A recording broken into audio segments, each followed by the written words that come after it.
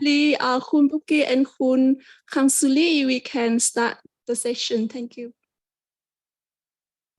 Thank you, Tan. Good afternoon, everyone. Welcome to the webinar, The Role of Young Professionals in Environmental Communication, where we will be sharing experience from the Mekong region. My name is Kain Su, and I am a SAMANET Fellow with supporting research components. Before we actually start, I would like to share some technical instructions and housekeeping rules to our audience to run our webinar smoothly. So our webinar will be recorded, and the recording will be available after the webinar. And during the webinar, while speakers are presenting, please make sure your microphone is muted and your camera is off. If you have questions anytime, you can put your questions in Q&A box shown in the screenshot below. Please click there and put your questions in there. And this webinar will be in 2 languages, Vietnamese and English. So we provide simultaneous interpretation. Please click on the globe icon as shown in the picture and choose your preferred language.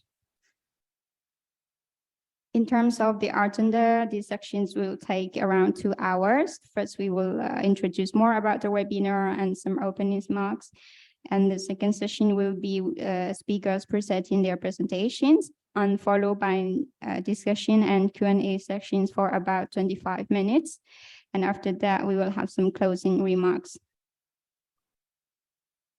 Without further ado, I'd like to introduce Ms. Phan Thanh Tan as SYMP advisor and researcher from Institute of Human and Studies to introduce more about our webinar to our audience. So please, Ms. Phan Thanh Tan, the floor is yours. Thank you very much, Kangsuli. My name is Phan Thanh Tan, and thank you so much for all of the speaker and guest speaker to be here today with us with the seminar title, Environment Experience of the Mekong Region in the Role of Young Professional in Environmental Communication. Ladies and gentlemen, Mekong region is facing multiple environmental problems such as air, water pollution, deforestation, coastal resort, ecosystem and biodiversity degradation and pollution from domestic waste. And these environmental challenges, along with climate change and sea level rise, are undermining the sustainability of the environment and socio-economic development of the region. That's why with today's topic on communication about environmental issues, it is a practical way to raise awareness about such growing concerns to general public and possibly could the change of the region. We as the young professional and the young professional in the region can offer the alternative and the fresh perspective and create the insight and enhancing environmental communication effort. For the reason, with the co-host today's event between the Youth Union of Institute of Human Study and with the young professional SAMANET, young professional of SAMANET, we are co-organizing the seminar, and we welcome everybody and hopefully to learn a lot from all people, from speaker and from participant. So I would like to introduce a little bit about the 2 co-organizations for hosting this event. First of all, I would like to introduce Institute of Human Study. The Institute of Human Study is a research institute of the Vietnam Academy of Science based in Hanoi. We are functioning in studies of theoretical and practical issues on human development, human security, and human rights. And about our co-host organization and co-host, SAMANET is SAMANET Young Professional is the network under Sustainable Mekong Research Network, or we call SAMANET. Is the program with its criteria hosted by Stockholm Environment Institute based in Bangkok, Thailand, and with a mission to engage young professionals of all gender in the Mekong region and beyond on critical issues and contribute to a more sustainable Mekong communication. And with the purpose of the event today, we expect to give experience from Mekong region with the aim to provide a platform for young communicators and researchers to share experience, opportunity, and challenge related to environmental communication. And secondly, we expect to network and give the opportunity for networking of young professionals who are passionate about environmental issues and environmental communication. And on behalf of organization team, I would like to thank the support of Miss Nguyễn Thị Thanh Huyền, Miss Nguyễn Thị Huệ, Miss Nguyễn Thị Thắm, and Miss Lê Thị Thu Hà, who supports the on-site team for organize and make this event happen. And we also thank for online team of SummerNet Young Professional and SummerNet Secretariat to support and to co-host the event online together today. And for the guest speaker, I would like to introduce Ms. Varia Prungwatana, the communication assistant of Stockholm Environment Institute, the SummerNet member. And second guest speaker is Dr. Nguyễn Đình Đáp, researcher of the Institute of Human Geography, Vietnam Academy of Social Science. And next is Mr. Cornel Lin, water and climate researcher, SummerNet partner and media grantee. And finally, last but not least, Dr. Phạm Hồng Phương, the lecturer at the Hanoi University of Natural Resources Environment in Vietnam.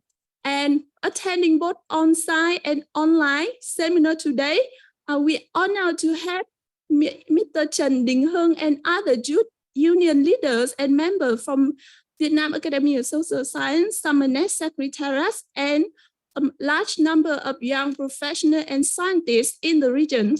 We thank you very much for your time and your valuable time with us and spending our discussion with us today. Thank you very much. And now I officially start the conference. I would like to introduce and invite Associate Professor Dr. Nguyễn Thị Hoài Lê, the General Director of the Institute of Human Studies, to give a welcome remark of the event. Thank you very much, Doctor.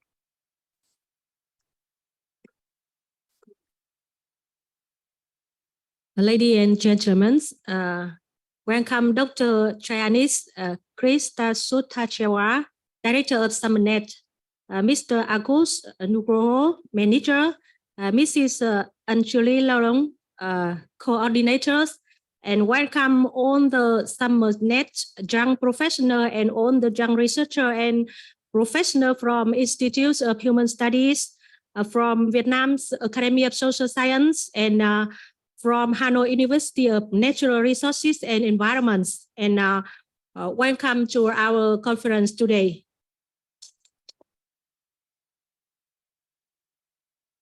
Kính thưa quý vị và các bạn, thì tôi xin thay mặt Viện Nghiên cứu Con Người đánh giá rất là cao. Trước đây trong quá khứ thì chúng tôi cũng đã có một cái cơ hội để thực hiện nghiên cứu mà do tổ chức nghiên cứu môi trường SEI của Stockholm tài trợ. Và đến hôm nay thì chúng tôi cũng đặc biệt là đánh giá rất là cao cái cơ hội ngày hôm nay. Chúng tôi được thực hiện cái conference này cùng với lại một cái nhóm nghiên cứu cũng từ tổ chức SEI, và đặc biệt là đánh giá cao cái sự giúp đỡ của SummerNet và để cho chúng ta có thể thực hiện được cái buổi tọa đàm ngày hôm nay. Thì Viện Nghiên cứu Con Người nói chung và các cái nhà nghiên cứu của Viện Hàn Lâm Khoa học Giỏi Việt Nam cũng như các cái nhà khoa học ngày hôm nay có cơ hội để chúng ta có thể chia sẻ kiến thức, chia sẻ kinh nghiệm của mình, đồng thời là để có thể tiếp thu được các cái quan điểm của đồng nghiệp cũng như là các cái quan điểm của quốc tế về việc phân tích, nhìn nhận và đánh giá những cái vấn đề về môi trường. Nó không chỉ là một cái vấn đề của một cái đất nước mà nó còn là vấn đề của cả một cái khu vực, và nó là vấn đề mối quan tâm toàn cầu. Và như vậy cái buổi ngày hôm nay tôi đánh giá rất là cao cái cơ hội để chúng ta có thể chia sẻ và nhìn và phân tích những cái góc cạnh này một cách là đa chiều hơn.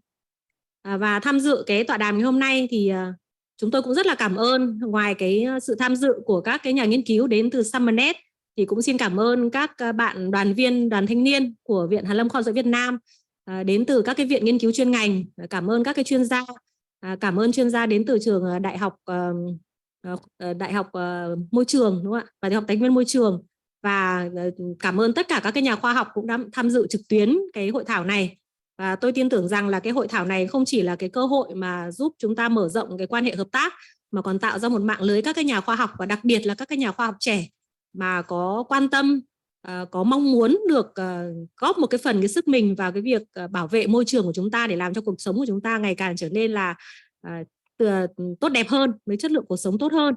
Và cuối cùng là xin thay mặt Chủ tịch đoàn, cũng xin thay mặt toàn bộ ban tổ chức, thì tôi cũng xin chúc sức khỏe các quý vị đại biểu, và chúc hội thảo của chúng ta ngày hôm nay thành công tốt đẹp, và xin trân trọng cảm ơn.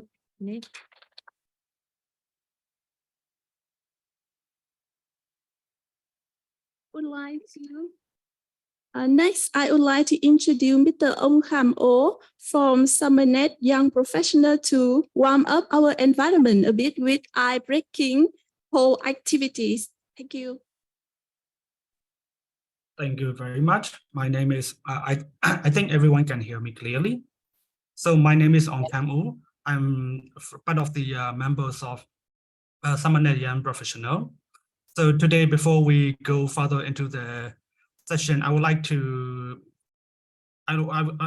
conduct the ice-breaking session to get to know better between the participants on both online and on-site event. So let me share the screen from my side.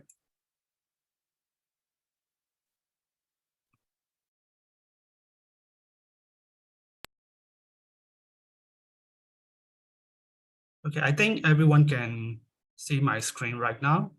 So here's the application that we are going to use today for the ice-breaking session. So you can either scan that QR code to go to the pool, or you can also type in this address, VFOX app, and type in the ID to go to the session. So I think most of the people should be inside the session right now. And I will start with the first question. So now we can see 12 people have logged into this session, and we can see up to now most of the participants in the session today are from Myanmar, and equally with Thailand. And we have some participants from Vietnam, Laos. Excuse me. Yeah. Hello, Excuse me. Yes, can you hear me? We can wait for some seconds for every people here to check they are scan QR code or not. Yes, we will give some time, because only 23 people have some joined seconds. the session now. Yeah. Yes. Because now we have more than 30 people joining online, and only 24 people have inside the session right now. I think everyone can scan the QR right now, QR code, and join the session. I will wait around 30 or 40 people to complete the session. And now we can see that most of the participants are from Myanmar and also from Vietnam. And with second in the place is Thailand, and also Laos, Cambodia, and other as well. Okay, so I will wait a few seconds and I will go to the other session.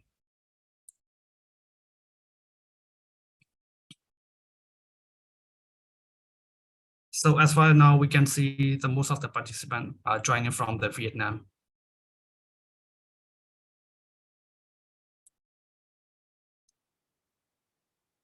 And for the second question, we would like to know the age demographic of the people that joined the that session today. And as far as we can see, the highest numbers of the participants are between 25 and 35.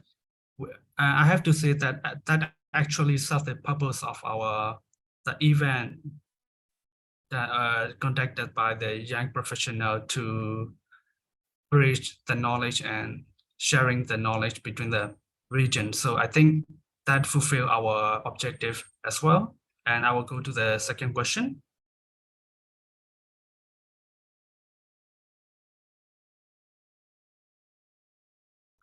And the next question is, what's your gender? So we would like to know the gender division between the participants that we joined today.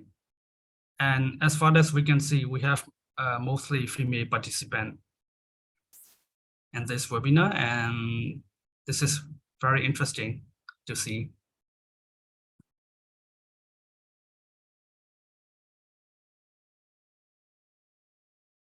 And I will go to the next question in the conscious of time. And another question is, we would like to know what's the field or industry or the background of the people that join today. So it is open-ended questions. You can answer in 2 words. So now we can see that we have people from communication background, human rights, project management, research and education, and also agriculture. And we have most of the participants from the development as well, water resources, higher education.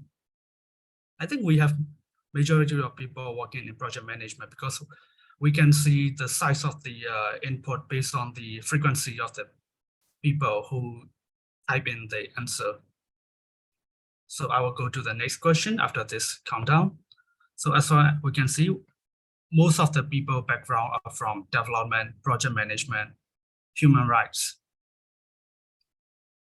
And for the next question, we'd like to know about how do you know about this event? So in that way, we can know about the effective channels of communication to further circulate our event information and other knowledge sharing.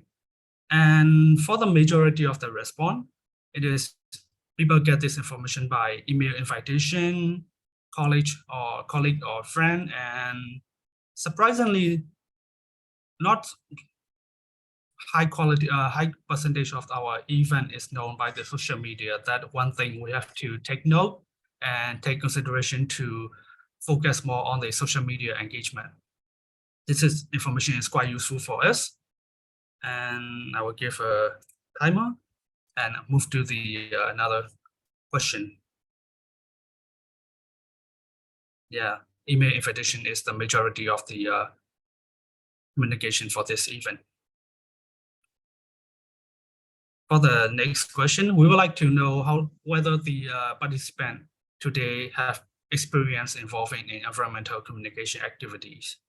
And for the most of the participants, they have been involving in the environmental communication activities, and it's really excited to know that people with background has been trying to discuss more and share their thoughts and experience as well. So for the last question, we would like to know what kinds of activity. So the people who have answered yes for this question have to answer another one.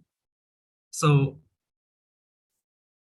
we would like to know what are these environmental communication activities. So please answer in 2 words, like, do you have experience in making documentary about environmental communication or writing blogs or stories or all sort of things. So now I have seen people have experience in writing articles and blogging and education. I think in terms of awareness raising and sharing the knowledge. Podcasts are very interesting. There's a new ways of communication. And I've seen share news, research, literature review. It's all interesting background. And I have seen the many very diverse activities that we have from the people that have joined today. Thank you very much. So this is the end of the ice breaking session, and I thank everyone to taking their time to answer the questions. So I give back the session to the MC. Thank you very much. Thank you very much, Khun. Ong O. It's very interesting session to know the background people, and interesting to know that majority of people have the experience with this topic today. So for the next section, very important one, we would like to spend about 15 to 20 minutes for each presentation from our 4 speakers. And the first speaker is Miss Variya Plungwatana, and she will present her title is a Journal to Do Media for SummerNet program. Thank you, Variya. Please welcome and thank you for your presentation. Good afternoon, everyone. So let me share my screen.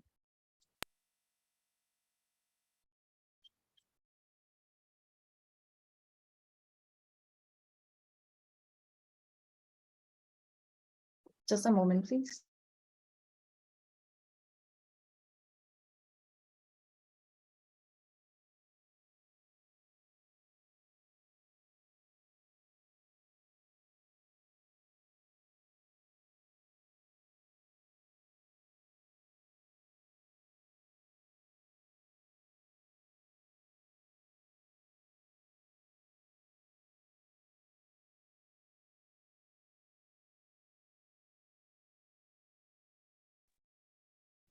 So I hope everyone can see my slide clearly.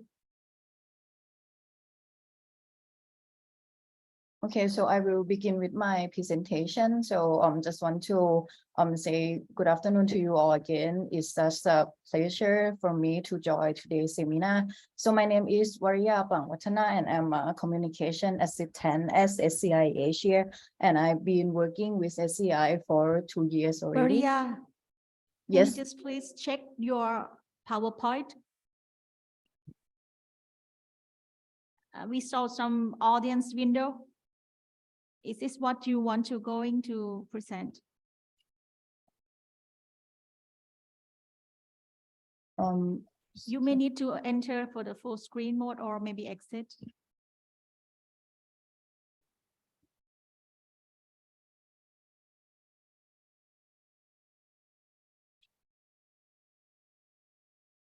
Just a moment, please. Or you would like us to share the PowerPoint from our side, and then you can just present along.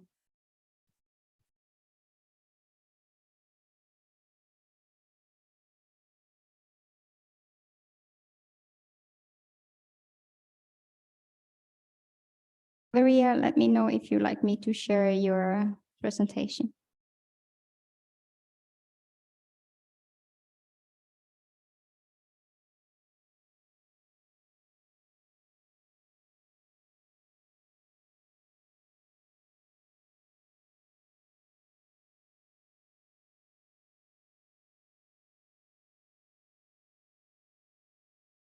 I think Is this that's- okay now? Yes. It's all good Okay. now. Thanks.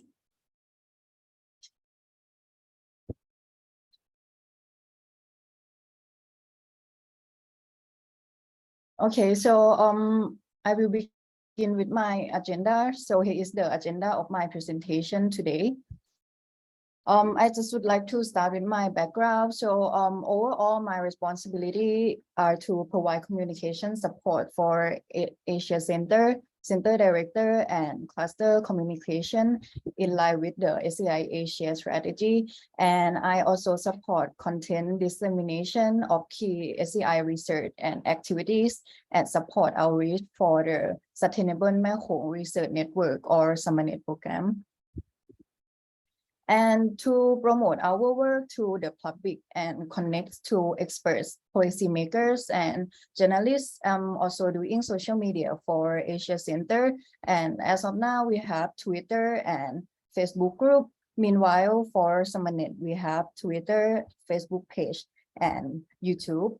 So here, how do we make the contents easy to digest and interesting? So for Asia Comms, we find that multimedia outputs can attract more audiences and provide a clear understanding to the public. And as of now, we are currently producing various kind of products such as social media cards, short videos, short film, and also podcasts. And although my education background is not directly in communications, but I do have like personal interest in social media and editing short videos. And plus I'm a big podcast listener as well. So I was willing to learn more and gain new experience through my work and also learn from my colleagues. So for the next part, I would like to talk about my work highlights for both SCI Asia and Summonit. So for SCI Asia, we have short video campaign named Miss SCI Asia. So here we feature our researchers and learn about their work and research through these short videos. And we trying to make a connection between international days and their work so that the outputs will be more relevant and impactful. And for now, we have 6 videos in total. So moving on to the podcast. So we have the host platform now is the Podbean. And for SCI Asia podcast series, we create this platform in 2021 as a dialogue on the critical environmental challenges in Asia and how to address them. And the guests who feature in our podcast are from environmental experts, think tanks, researchers, policymakers, journalists, and even also the civil society. I would like to say that as we started our podcast during the pandemic era, we need to do things online, such as like recording online, which brought some challenges to us in terms of process, equipment, and also editing program, and also external communication with our guests as well. Personally, I have no experience in producing podcast before. So at that time, I did a lot of research about podcast tasks. And in 2021, we produced 2 episodes. As in that year, we spent most time on setting up the platform, doing some podcast subscription, and trying to get familiar with all podcast process. However, we really getting much better in 2022 with 8 episodes from 3 different projects in total. And moving to the Summonit podcast. So Summonit podcast, we start earlier in 2020, and the purpose is to highlight our work on research, policy engagement, capacity building, and communications for environmental sustainability. And Summonit guests range from Summonit Secretariat partners and also network member. And as of now, we have 9 episodes in total. So before we jump into social media topic, I have a warm-up activity for you. So it's about your social media habits. So you all can participate through the chat box. So for the first question, could you please send any yellow emoji if you use more than one social media platform? And I will try to monitor from the chat box.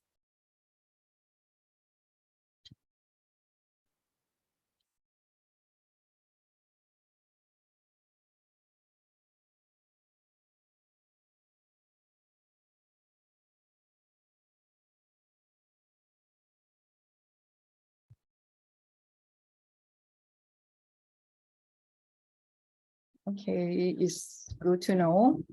I assume 2 main channel would be like Twitter or Facebook.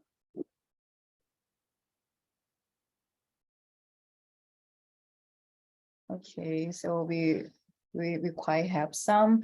So just moving on to the 2 questions. So please send any green emoji if you really enjoy watching like short videos such as reels on Instagram or TikTok.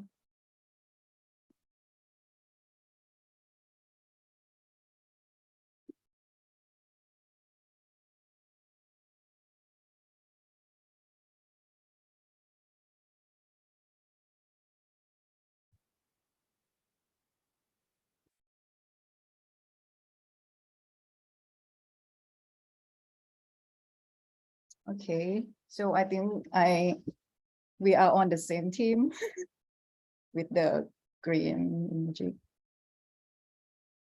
Okay, so I will stop there. So thanks everyone for your participation. It's just a warm-up questions before starting with the next session. So I just want to share some finding on the interesting finding by the data reporter on the social media behavior of Southeast Asian young adults in 2021. So there are 3 key findings which is related to the previous question. So the first one is they find that Southeast Asian young adults, they are on at least one other social media platform. And the second point is they spend more time on social media than watching television. And the last point is short video service is their favorite social media platform. And I think we all here can see from the bar chart on the slide that YouTube coming in the first rank for this one. And also, as you can see from the bar chart, that Twitter also gained its popularity more than 50%. So it's one of the reasons why this channel is also the key for the Summonets.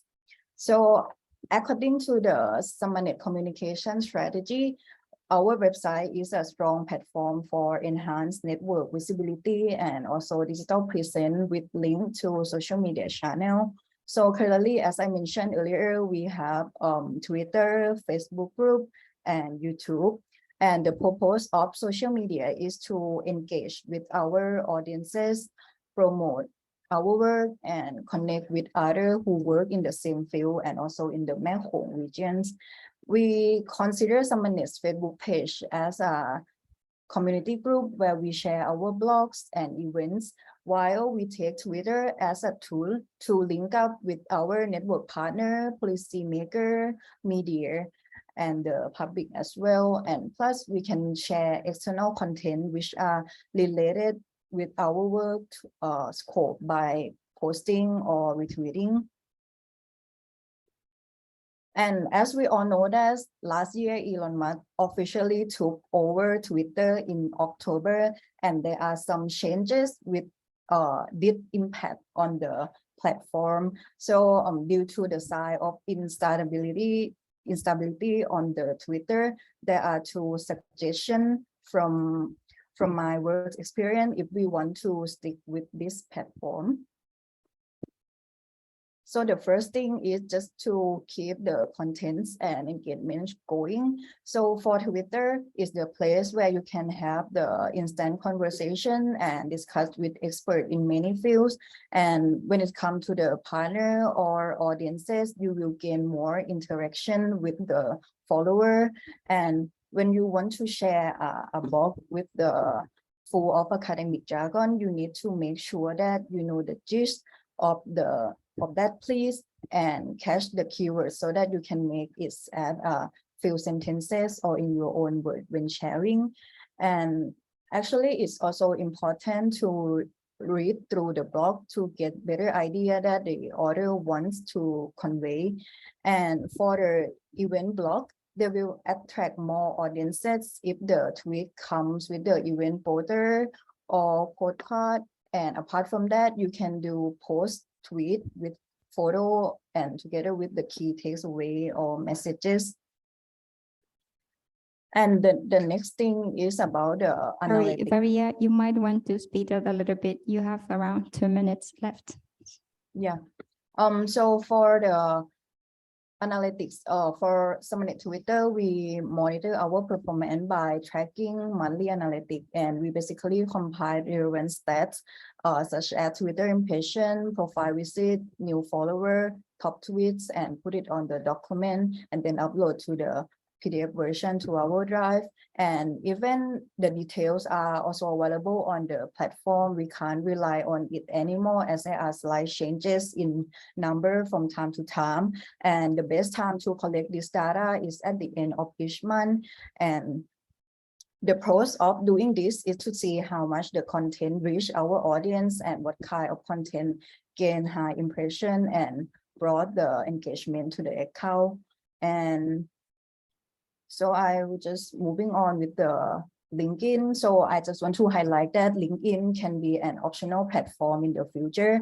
So if you use it for your personal use, it really a good platform to build your profile by posting your work and joining the event or workshop. And moreover, you can expand your connection and build relationship in the Mekong region on this platform. And actually, it's the last part from my presentation is about the Summernet Mekong Media Research Partnership. So just want to highlight that I had a chance to supporting Summernet Media Grantee together with my comms colleague. And we had regular catch-up meeting with them to discuss on their work progress and also challenges they have faced. So I just want to kudos to all the media grantee on all the output they did last year. So there are 5 stories and 2 short video and also 1 podcast.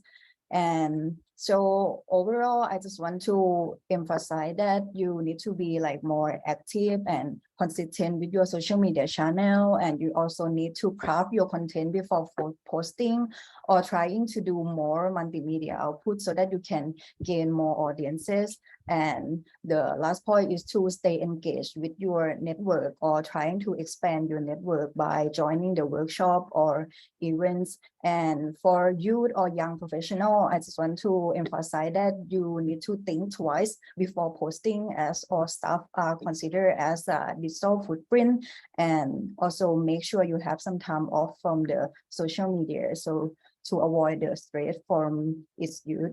So that pretty much from my presentation, and if you have any questions, so I think we can discuss later during the Q&A session, and please feel free to connect with me in any channel. So thank you very much.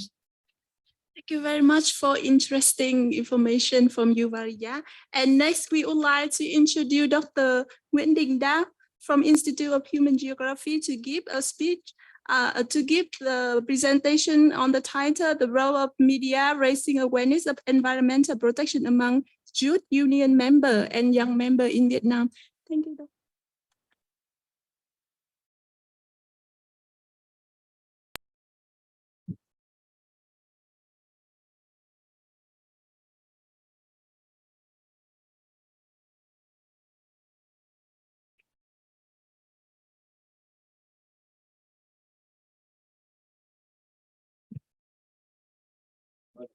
Xin chào các quý vị trực tiếp cũng như trực tuyến.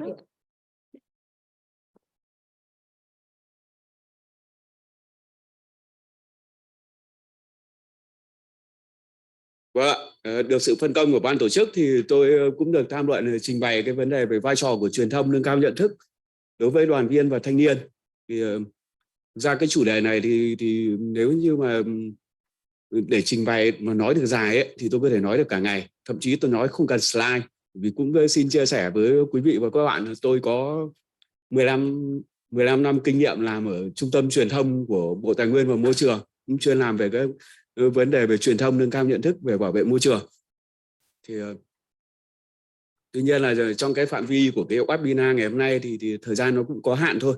Thì từ nãy thì chúng ta cũng đã nghe Varia có giới thiệu về những cái ấn phẩm hay những nội dung hay phương tiện truyền thông mà Somerset hay là Summernet đã thực hiện.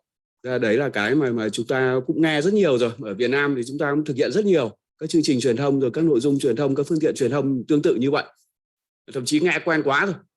Quen đến mức là năm ngoái tôi có Sở Nội vụ Thành phố Hồ Chí Minh thì có đặt hàng cho chúng tôi tổ chức một cái hội thảo, một cái khóa tập huấn về kỹ năng truyền thông cho đội ngũ công chức là chủ tịch và phó chủ tịch các phường của Thành phố Hồ Chí Minh.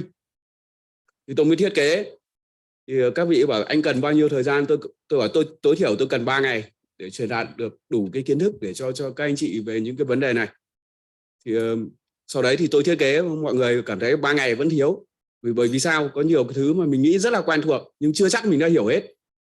Tôi lấy ví dụ như tại sao mà trong tất cả các văn bản hay là các kế hoạch hay là chương trình hành động của Việt Nam hay là thậm chí là của các kế hoạch hành động quốc tế nếu mà chúng ta theo dõi, một trong những cái giải pháp mà gần như là giải pháp number one ấy, giải pháp số 1 ấy, là truyền thông nâng cao nhận thức về cái vấn đề gì đó, ví dụ về biến đổi khí hậu, về bảo vệ môi trường hay về phát triển bền vững. Tại sao cái giải pháp truyền thông người ta luôn luôn đưa lên là giải pháp số 1? Mà trong tiếng Anh có cái câu win-win policy, phòng bệnh hơn chữa bệnh đấy, hay là dịch ra tiếng Việt hay gì đấy rất là khó dịch, nhưng đại ý là gì? Luôn luôn cái giải pháp gọi là ưu tiên phòng ngừa, chủ động trước khi mà để xảy ra vấn đề, hay là đặc biệt là trong môi trường chúng tôi rất thấm thía. Để xảy ra một cái vấn đề gây ô nhiễm môi trường, hay ví dụ như chúng ta đang nói về vấn đề về ô nhiễm rác thải nhựa đại dương, nó là vấn đề vô cùng phức tạp để xử lý. Tại sao chúng ta không truyền thông để người dân không xả rác, hay là rác thải được quản lý đúng quy định, thì như vậy thì hay một dòng sông nào đấy nó không bị ô nhiễm, thì cái việc chúng ta giải quyết nó sẽ đơn giản hơn rất nhiều. Đấy là cái mà tôi muốn nói, ý của vai trò của truyền thông. Thực ra tôi cũng không quá lệ thuộc vào cái slide mà gửi cho các anh chị em đâu, bởi vì là cái trong đấy tôi trình bày rất là kỹ rồi. Kể cả một người chưa biết gì về truyền thông, hôm nay sau khi tôi nói xong mọi người sẽ hiểu được một số những cái khái niệm cơ bản mà cốt lõi nhất.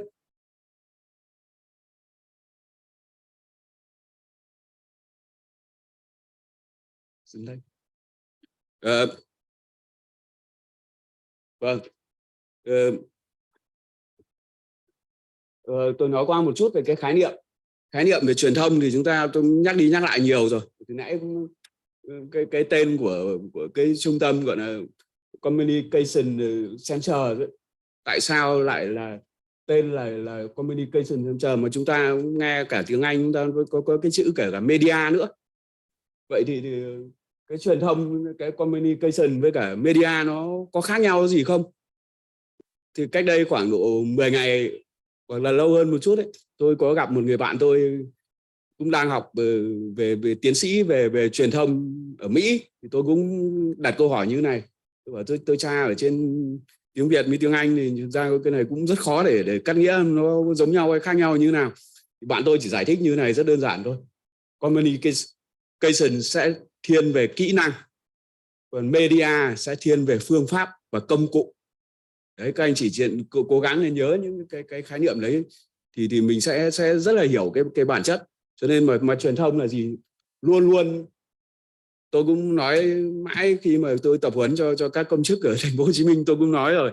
Tại sao chúng ta luôn luôn dùng truyền thông, nhưng mà có một số những cái văn bản của Việt Nam vẫn dùng là tuyên truyền. Nhưng mà chúng ta cũng phải rất hiểu rằng chúng ta đang truyền thông thì luôn luôn mang yếu tố hai chiều. Khi tôi nói cho các anh chị hoàn toàn có thể thông tin lại. Còn nếu tuyên truyền đơn giản tôi chỉ nói thôi, các anh vẫn phải nghe tôi. Mặc dù tôi nói đúng hay nói sai cũng không quan trọng lắm cái chuyện đó. Thì đấy, thì luôn cái chữ communication, thì các bạn biết rồi, xuất phát từ cái chữ từ cộng đồng mà.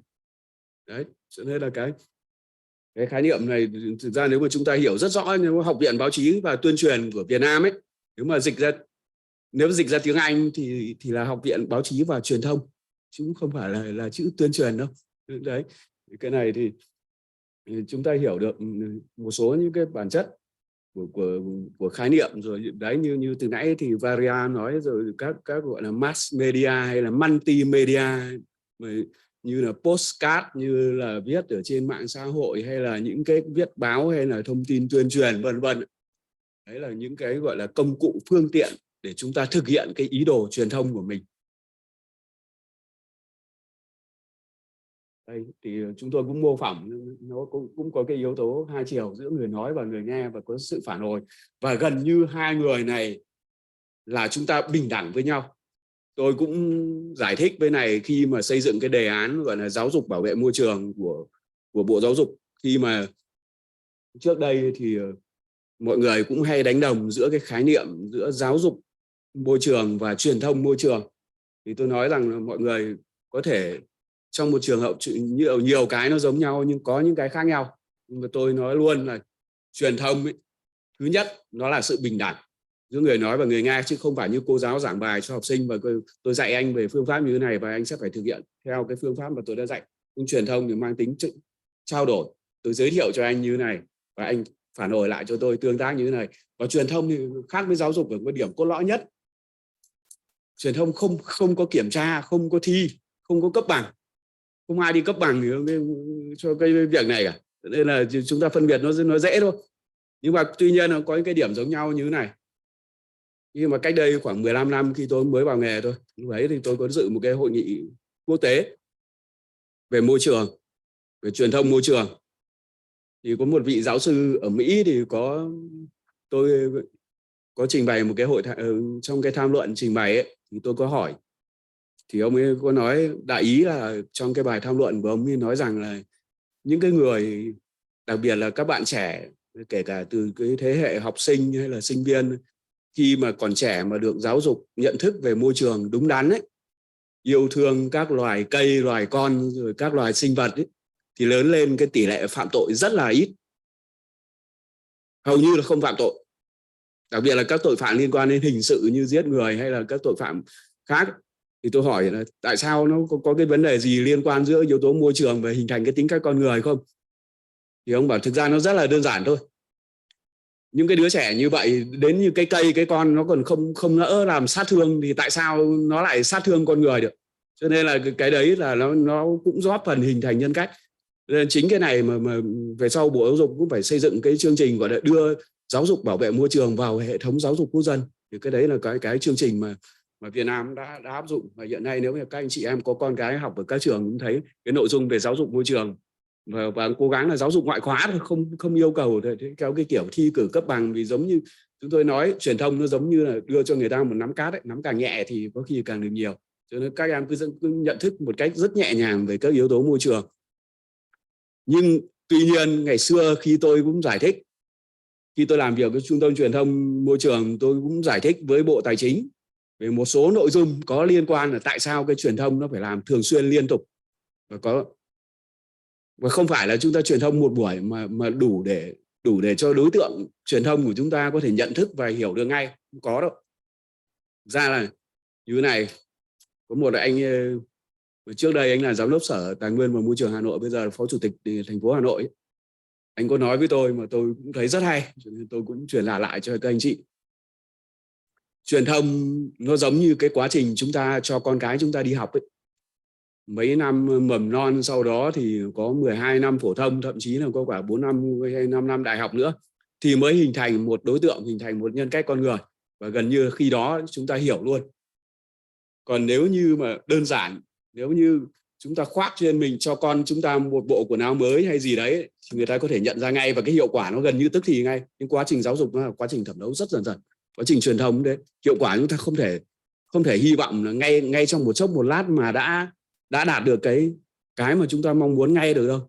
Và chính vì vậy từ nãy Varia cũng nói, chúng ta đo lường những cái công cụ xem là những cái nội dung nào mà người ta quan tâm nhất, những nội dung nào mà người ta phản hồi nhiều nhất, chúng ta tiếp tục chúng ta điều chỉnh, chúng ta đưa ra cả phương án, cả về nội dung, cả hình thức, cả phương tiện truyền thông. Như vậy thì sẽ hiệu quả hơn. Ra là các nội dung này thì tôi viết rất kỹ ở trong cái phần slide và cả phần text để tôi trình bày. Tuy nhiên là thời gian thì nó cũng có hạn thôi, cho nên là tôi cũng không thể nào mà nói quá nhiều về những cái nội dung này được. Thì như chúng ta hay xem ở trên báo hay các thứ, chúng ta gọi đây tạm gọi là cái gọi là truyền thông đại chúng thông qua các phương tiện, ví dụ qua báo đài, qua TV các thứ ạ, đúng không ạ? Qua các thiết bị, và chúng ta truyền thông bằng những công cụ, những hình ảnh, vân vân, xuất bản phẩm. Rồi hiện nay thì có một cái hình thức truyền thông nữa mà hiện nay đang rất phát triển. Thực ra là chúng ta hay nói nhiều về cái truyền thông chính sách. Truyền thông chính sách ở đây thì là cái gì? Ngoài cái chuyện mà chúng ta muốn cung cấp cái thông tin, cái nội dung về cái chính sách đấy, chúng ta cũng một phần chúng ta sẽ định hướng và dẫn dắt được cái đối tượng mà sau này mà cái chính sách đó sẽ đưa vào thực hiện. Vừa rồi chúng ta thấy là Việt Nam mình chuẩn bị sửa đổi cái luật đất đai ấy. Vừa rồi ai cũng nghe thấy hàng loạt tất cả các cơ quan ban ngành rồi các địa phương đều lấy ý kiến về dự thảo luật đất đai, rất nhiều ý kiến đóng góp.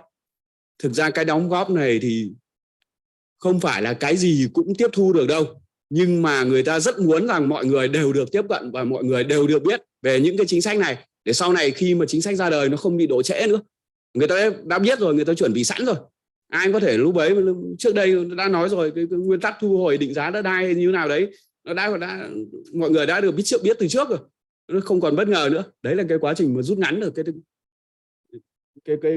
giữa cái chính sách và thực tiễn, đấy chính là cái bước nối dài truyền thông chúng ta không phải là chỉ có tuyên truyền đưa lên dán lên cái bảng tin là đấy chính sách đất đai nó như thế đấy, không phải. Thực ra chúng ta tổ chức các hội thảo là như vậy. Thế là truyền thông về môi trường, ví dụ như hôm vừa cũng sáng hôm qua thì tôi có trao đổi với cái Việt Nam thì chuẩn bị tham gia cái thỏa thuận toàn cầu về chống ô nhiễm, về chấm dứt ô nhiễm chất thải nhựa. Thì các anh có đề nghị tôi là xây dựng một cái kế hoạch truyền thông sau khi mà Việt Nam phê chuẩn và được cái thỏa thuận này được Liên Hợp Quốc thông qua. Thì tôi bảo không, mình phải truyền thông từ cái quá trình mình tham gia đàm phán cái thỏa thuận. Để sao? Để thứ nhất là cộng đồng doanh nghiệp và các tổ chức mà khi mà có liên quan ấy, người ta cũng hiểu rằng mình đang chuẩn bị tham gia đấy, và cái chính sách này sẽ tác động đến chúng ta như thế nào để họ chủ động. Thứ nhất họ tham gia, họ đóng góp cả ý kiến để chúng ta tham gia đàm phán nó hiệu quả hơn, mà nó sát thực hơn. Thứ hai họ cũng có quá trình để chuyển đổi. Như vậy thì nó rút ngắn được cái độ trễ. Chúng ta chứ không phải là chỉ có ra chính sách thì chúng ta mới truyền thông, thì nó truyền thông trước đi. Thì cái nội dung như vậy. Thì đây là các mô hình truyền thông cơ bản. Thì đây cũng là mô hình lý thuyết thôi. Thực ra là nếu mà chúng ta lấy nhiều rồi thì chúng ta cũng có thể tham khảo thêm ở trên tài liệu mà tôi đã gửi cho anh chị em. Thì với cái truyền thông môi trường mà chúng ta đang thực hiện, tôi đã nói, thì phản ánh được cái gì? Phản ánh được cái hiện thực xã hội, kết nối được cá nhân, tổ chức, cộng đồng, xã hội lại với nhau. Ngoài cái chuyện trao đổi thông tin thì nó kết nối và chia sẻ. Đấy là cái điểm mạnh nhất của truyền thông, nó khác với tuyên truyền ở cái chỗ đấy. Và tham gia cải tạo và phát triển xã hội, thì từ đấy người ta sẽ tham gia. Tôi thấy cái việc là phân loại rác tại nguồn, ví dụ như vậy, nó hiệu quả hơn thì tôi làm. Tôi thấy là cái việc ô nhiễm do chất thải ra biển, ra đại dương nó nguy hại đấy, mà nó có ảnh hưởng đến chúng tôi và đến thế hệ mai sau, thì tôi sẽ tránh đi và tôi sẽ thực hiện.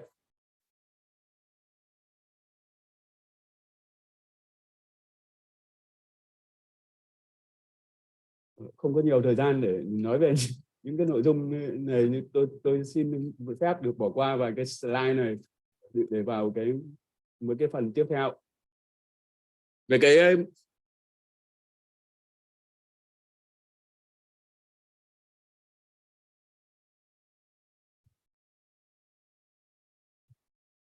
tôi lấy ví dụ như cái chính sách về truyền thông nâng cao nhận thức về cái phân loại rác tại nguồn chẳng hạn.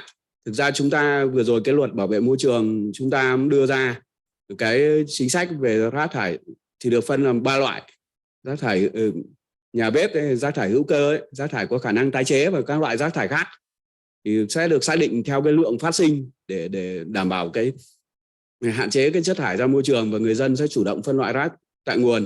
Nếu mà nhà nào phân loại tốt thì sẽ được giảm cái tiền, thậm chí là không mất tiền trong thu gom. Là không phân loại hoặc là xả ra nhiều rác thì sẽ phải mất tiền thu gom nhiều hơn.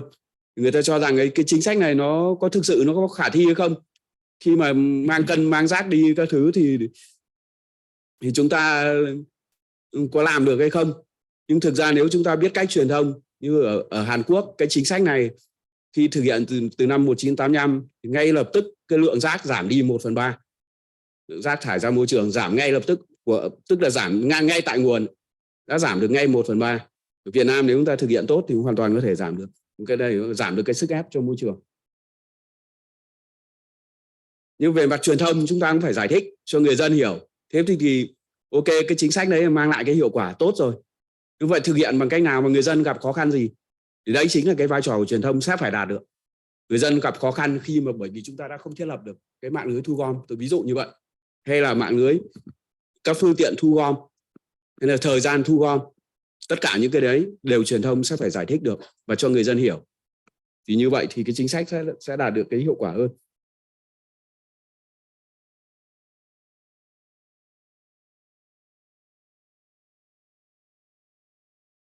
Các ấn phẩm truyền thông về môi trường thứ thì thực ra như tôi cũng xin giới thiệu thêm một chút là thực ra tại sao mà hiện nay ở các bộ ngành ấy, nếu chúng ta để ý, thực ra không phải là bộ ngành nào cũng có trung tâm truyền thông đâu. Ra chỉ có hai bộ là có trung tâm truyền thông, một là Bộ Y tế là có trung tâm truyền thông về giáo dục sức khỏe, dân số và môi trường, hai là trung tâm truyền thông tài nguyên và môi trường của Bộ Tài nguyên và Môi trường. Mà khi mà thành lập đề án ấy, tôi cũng giải thích rất rõ trong tất cả các văn bản nghị quyết của chúng ta đều đưa giải pháp gọi là truyền thông nó là số 1 cơ mà. Thì tại sao mà chúng ta không thành lập một cái trung tâm truyền thông để hướng dẫn để người dân nâng cao nhận thức? Mà ngày xưa nếu như mà cái hồi những cái năm mà truyền thông của chúng ta cũng thay đổi rất linh hoạt để đáp ứng cái yêu cầu và đảm bảo cái tính hiệu quả. Giống như chúng ta ngày xưa có thể anh chị em ở đây cũng nhiều người cũng tầm tuổi tôi.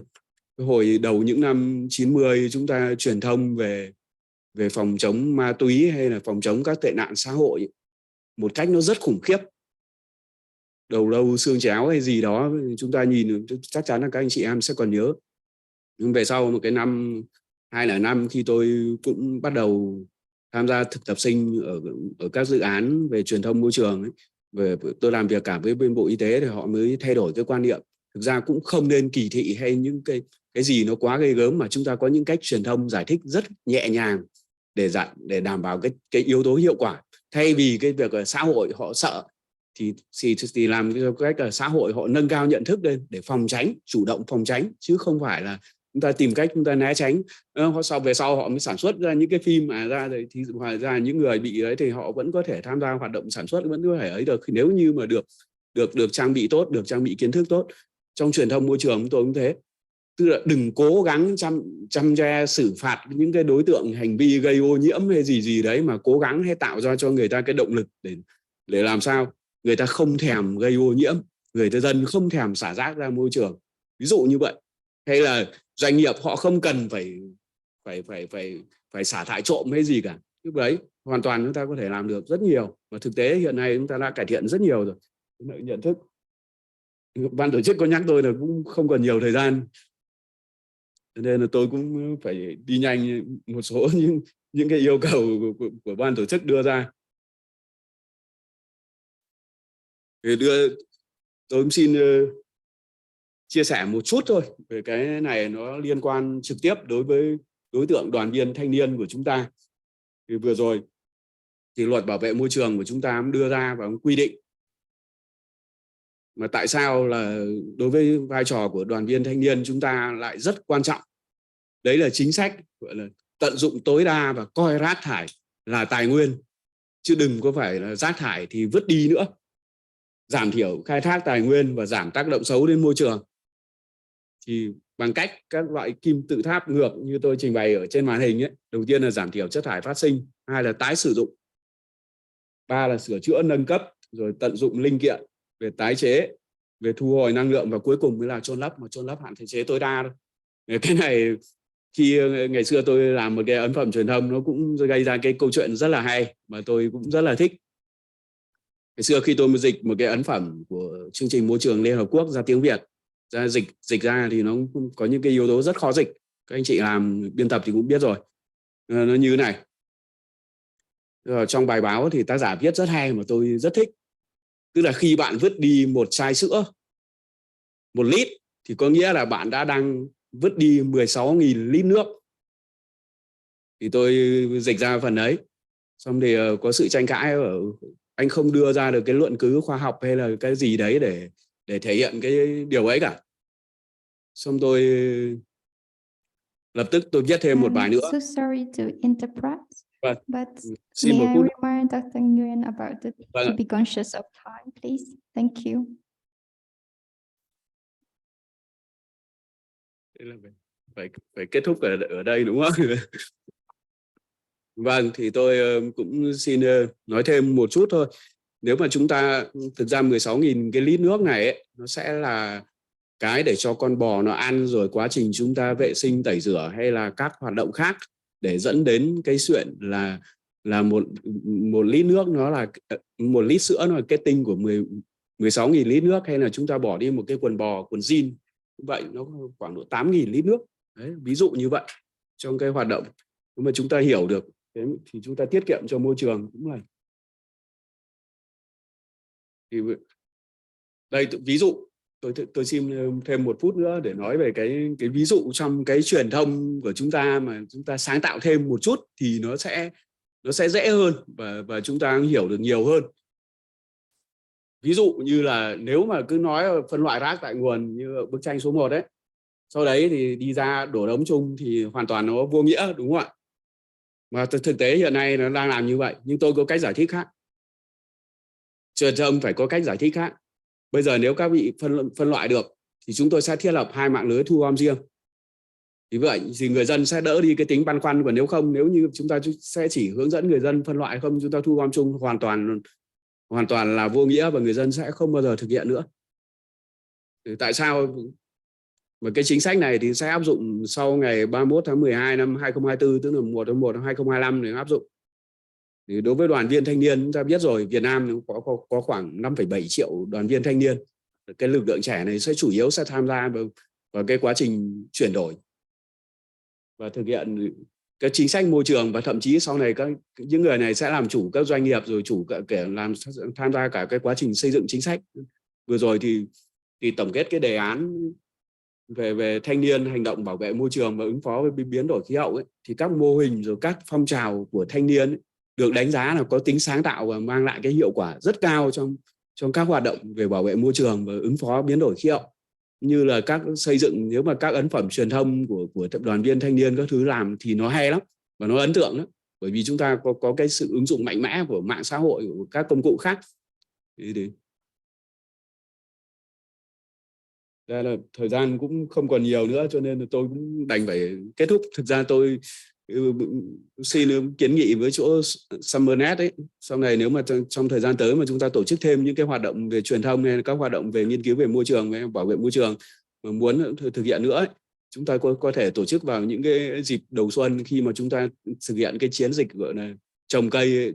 Việt Nam đang có phong trào trồng 1 tỷ cây xanh ấy, ra rất nhiều các khu vực mà chúng ta vừa tổ chức hội thảo, vừa các hoạt động truyền thông nâng cao nhận thức, mà vừa có thể trồng cây, vừa có thể tham gia các hoạt động bảo vệ môi trường. Thì đây đúng với vai trò, ví dụ như thanh niên của chúng ta tham gia hay lắm, mỗi người trồng 1 cây. Thì đấy, thì vừa rồi năm ngoái chúng tôi tổ chức trồng ở trên Mộc Châu, mọi người vừa được giáo dục bảo vệ môi trường, vừa được tham gia trực tiếp vào.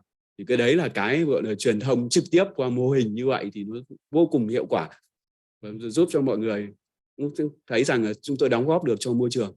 Vâng ạ, tôi xin cảm ơn. Thank you very much, Dr. Dap. I can see that you're so excited about the topic and want to continue again. So next, Kang Soo, maybe we have the photo section online and offline, and after that we will have 2 minutes short break. Thank you. Yes, thank you so much for all the speakers. May I kindly request the participant to turn on the camera to have a group photo together, please.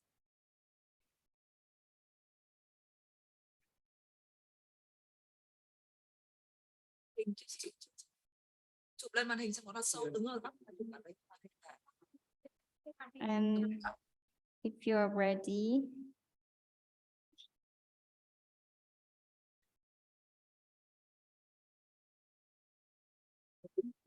Okay, we will start with first batch.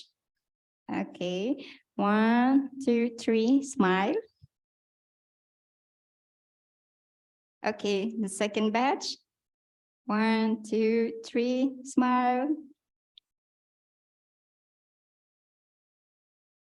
Okay, okay, thank you so much.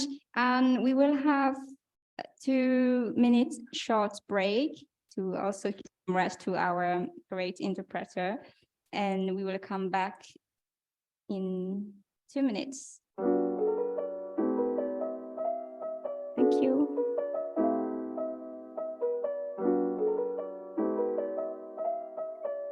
It's already over time.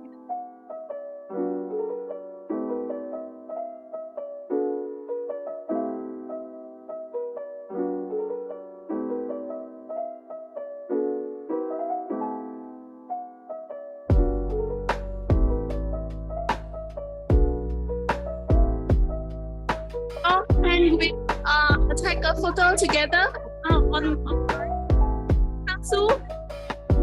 So can we share the screen with the screen backdrop with the photo of our team.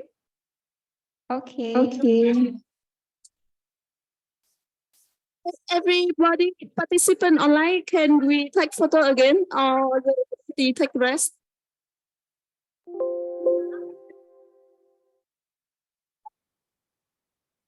This one?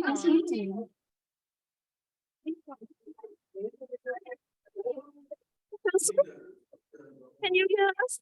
Oh, The photo of participant online together. yeah. Oh, the capture. Okay, can you please send it to me?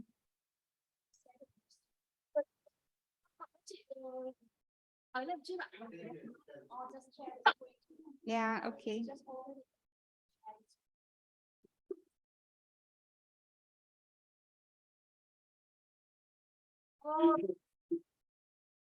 Okay, we are going to share the screen of group picture.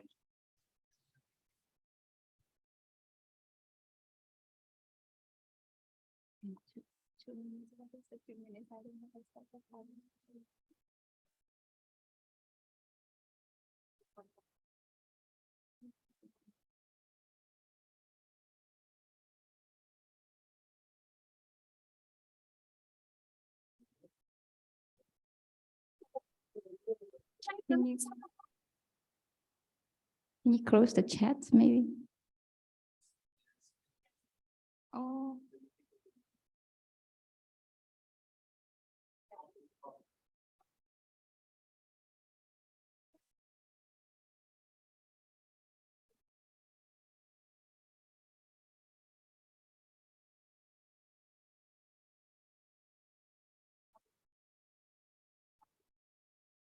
Yes, I think so.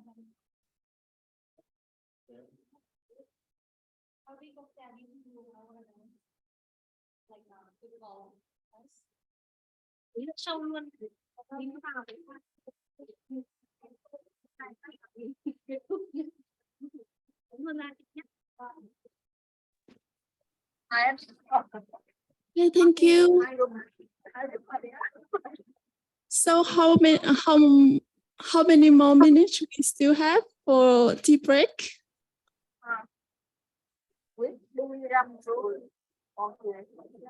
It's already finished in 2 minutes.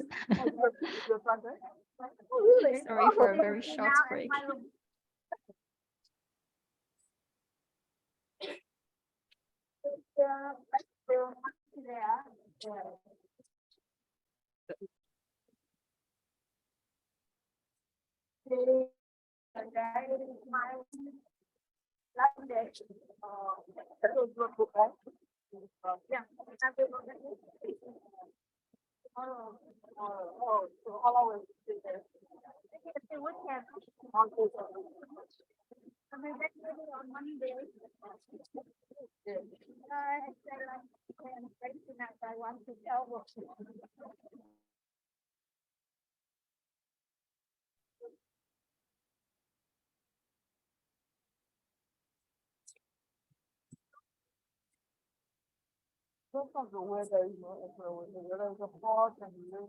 Okay, Tom, if you're ready, we can invite the next speaker, I think. So the time is up. Now we go to the next session with Cornelin, the researcher from Myanmar, with the topic inclusive solution for wicked problem, amplifying marginalized voices. Please, Cornelin, the floor is yours. Thank you.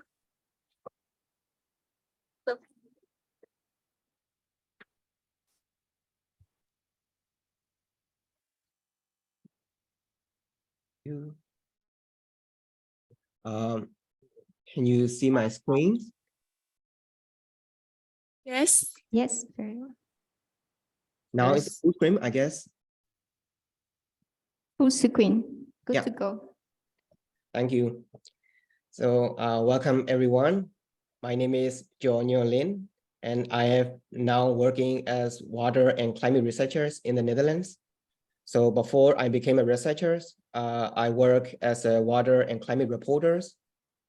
So personally, I like to listen to the other people's stories and works and transform these stories into articles, like to inform the publics with words and images. So people like to see like insightful articles and yeah, beautiful images that can also like interact with the other peoples through the like images.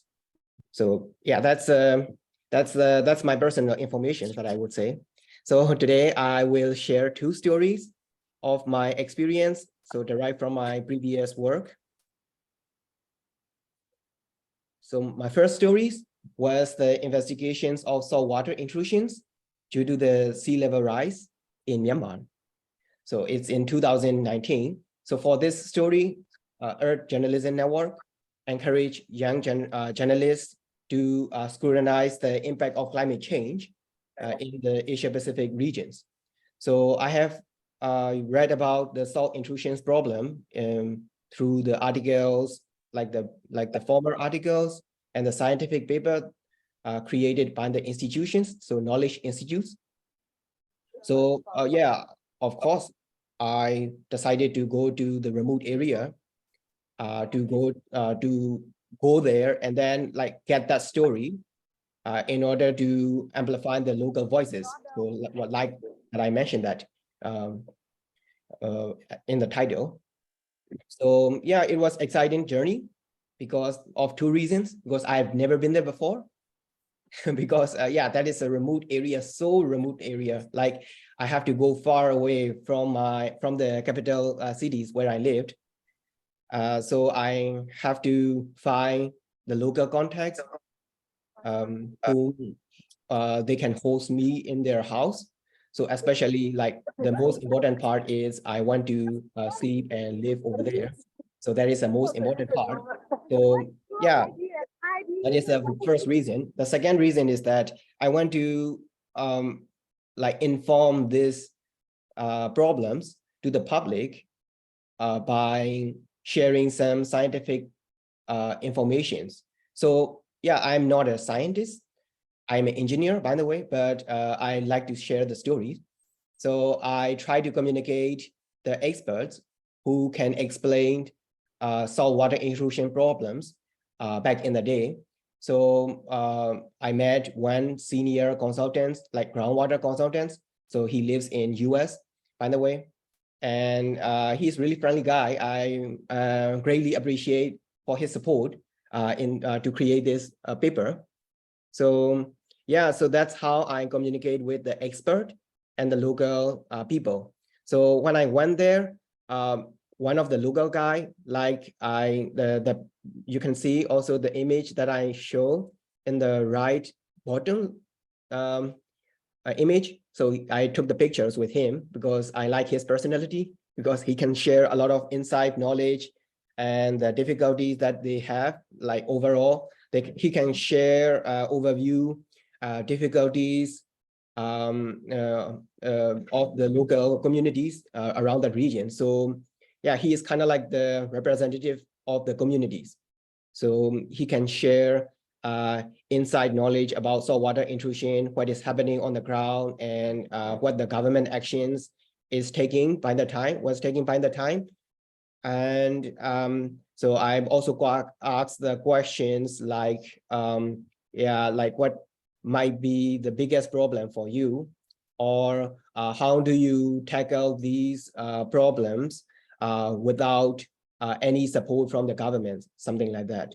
So he tried to share his opinion as well. Also, on behalf of his community, he shared yeah, some difficulties about that. So the most important part that I learned from this story is that I genuinely ask the questions that I want to know about this problems. So I try to build trust with the local community. So then, like, he tried to open it up his opinions and difficulties, of course, because yeah, he trusts me, and I mean he can share a lot of stories even though which is not related to my articles.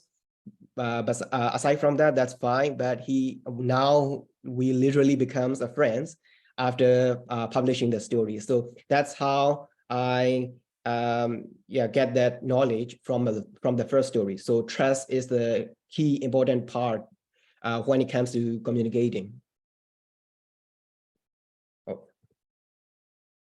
So my second story was the investigations of water insecurity challenges in the central regions of Myanmar, especially in the peri-urban region and suburban regions of Myanmar. So by the time for this story, Samarnet gave media grants to support young journalists to amplify the local voices. So I took the chance to write water pollutions and water insufficiencies during COVID. So which is an important period of time, because before COVID, we also suffer water insecurities around that regions. So after COVID, so during the COVID time, it might be much more devastating for the local people to get sufficient water. So for that period, during the COVID time, I couldn't go to that area, but I have to communicate with the researchers who is currently doing research about local voices when it comes to water's insecurity. So he gave me these beautiful photos. Like beautiful photos mean not like authentically like the visual aesthetically photos, but I just want to say like on the right side of my slide, there's a two photo. That's these photos are not taken by me, but but the researchers. So he did share some informations about the water insecurity. So we can also see like images can talk to the publics. So why water pollution is happening in that region. So based on that image, everyone can see why it's polluted right now. And like speaking of focusing on the images, we can explain in words. So that is the most important part of the story. So yeah, I have to create a close relationship with the researchers in order to get information, especially the images, because I couldn't go there. And then later on, I have to contact interviews with two researchers from Samarnet. And they did also share a lot of information, I would say. And one of the researchers, before I got this grant, I've already had a relationship with him. Like I think I met him during the workshops. So I've already met him, and he was glad that I'm gonna write about his research projects. So he is also a communicator, I would say, but for his work, he has to focus on doing some research in that area. So on behalf of his sharing his information, I have to control the communication part and then share information by writing an articles. So most of the tasks that I've done from the second stories. So I've done online interviews, so especially like researchers, and also desk research. So in order to validate the informations or findings of the researchers, I by myself also need to cross-check the findings of the researchers. So I have to read the articles or gray articles, I would say, from ADB Bank or scientific publications.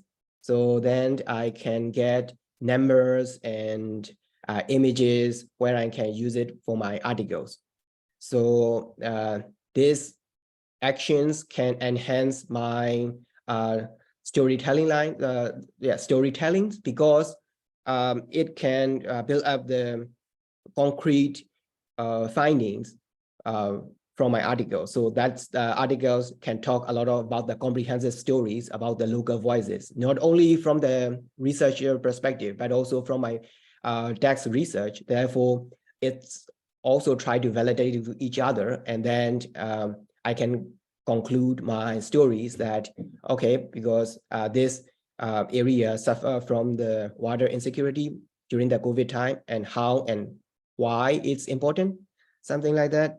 So yeah, that is the lesson that I learned from the second story. And I'm really appreciate for the support from the someone, a researcher as well. Like if he didn't share the images, I couldn't finish my story. That's important part. So yeah, why do we need communications in this context? So I would say, as from my titles, so climate change is a wicked problem. So why it's wicked problems? What is wicked problems? So based on true story, what did I learn from the like climate change is also like all connected. So from the scientific paper that I've read, it was published in 2008. So the wicked problem is it contains three components: complexities, uncertainties, and value divergence. So climate change is, of course, like I said, it's all connected. So if we work solely or individually, we cannot solve the problems. So that is important. So either way, I can also share you the publications, so then you can also read more about this wicked problems. And then, so why young professionals matter in environmental communication? So we live in the existential crisis.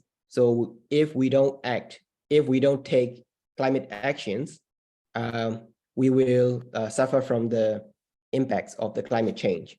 So therefore, we have to take actions. So from that, of course, we can take a lot of like different varieties of actions, but from the communication perspective, you can share a lot of information by listening to the stories of the local people, and also try to explore the knowledge of the senior persons. So then we can utilize both knowledge and then create articles.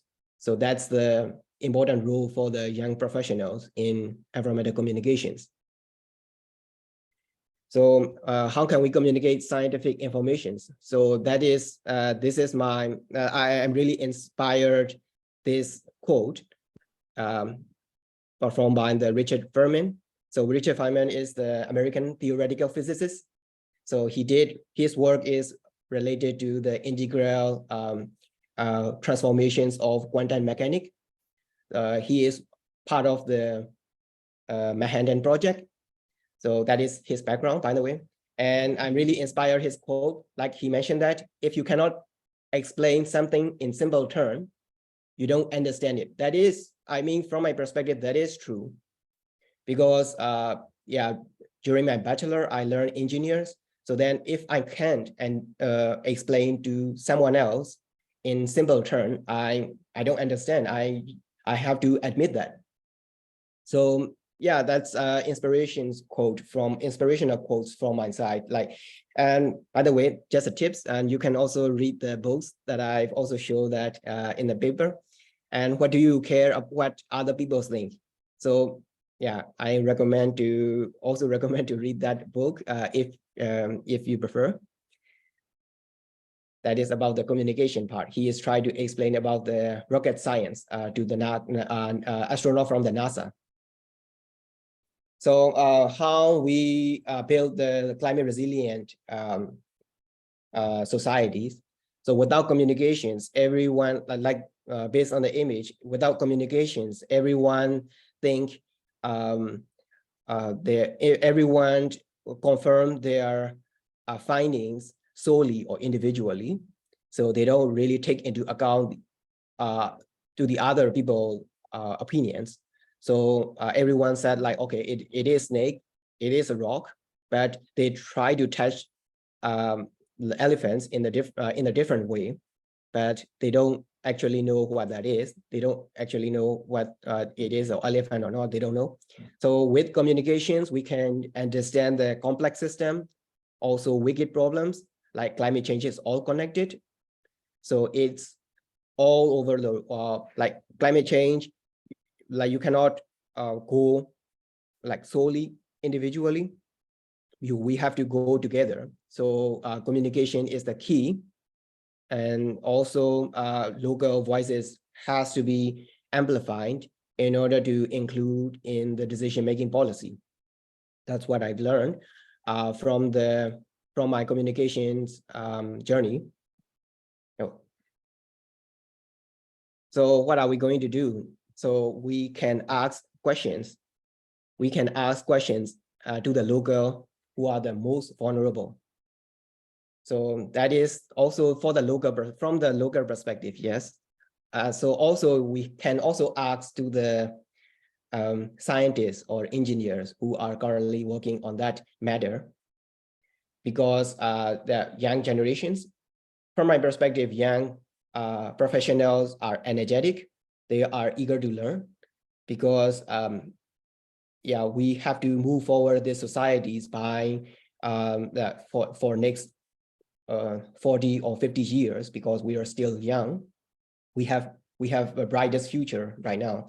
So that's why young generations, be humble and curious to understand the issues of climate change, and also emphasize on the local voices.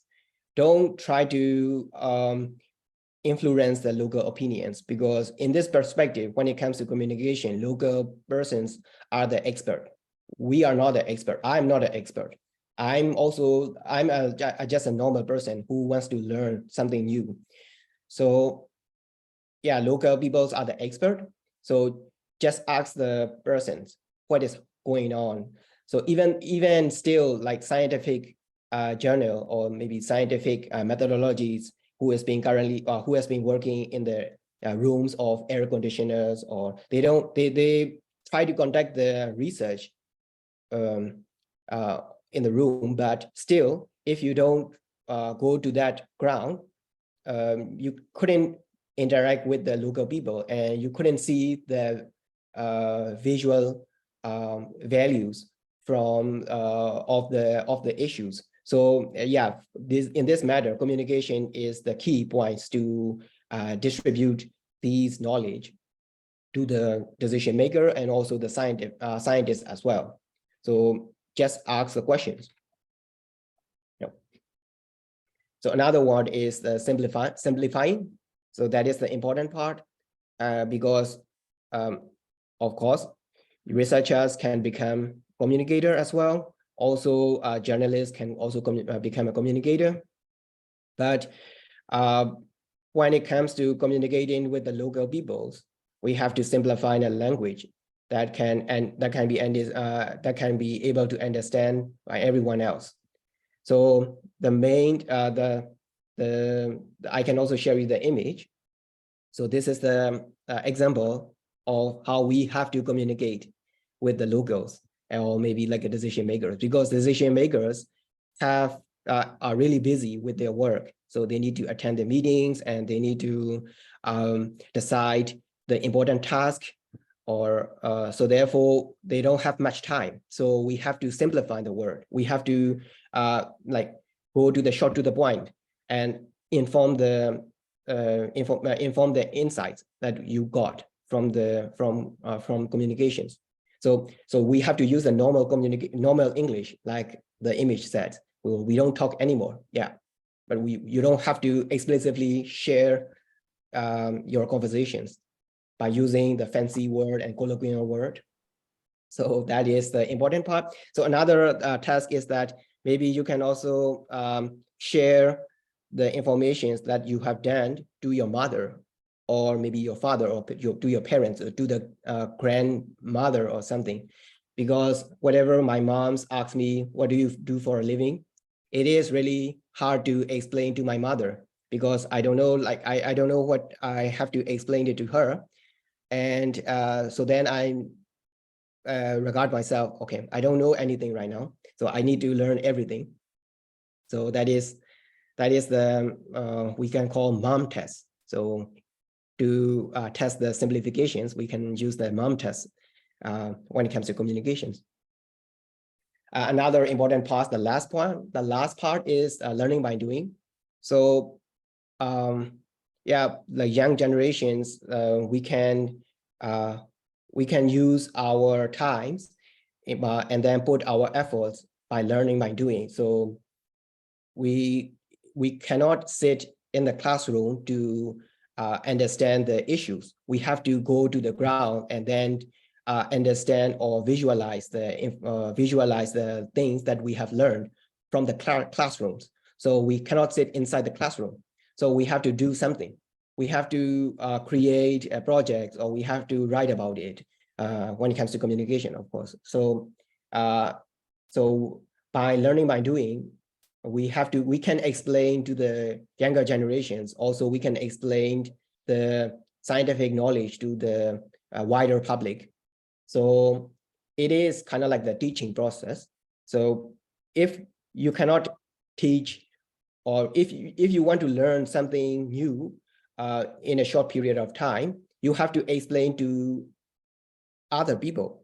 Like also, it's also said by the Richard Feynman, and he said that in order to learn quickly, you have to absorb the materials that you have learned from the classrooms and then try to explain it to the other people, or maybe do it to the peers.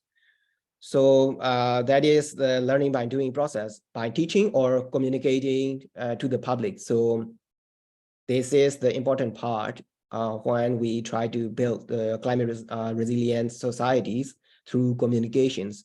So that's the experience that I learned from my from the true story that I wrote for my last positions. So thank you very much, and you can also reach out to me via LinkedIn. I am always try to communicate with every new people and share the insights. So thank you very much. Thank you, Kho Nhin Lin. Hopefully I pronounced correctly. No worries. And it's interesting perspective from the very young and local perspective of how to communicate about the information about the environment and communication. And the next and also the last presentation today is from Dr. Phạm Hồng Phương with the title Air Pollution and the Role of Jute in Vietnam. Thank you.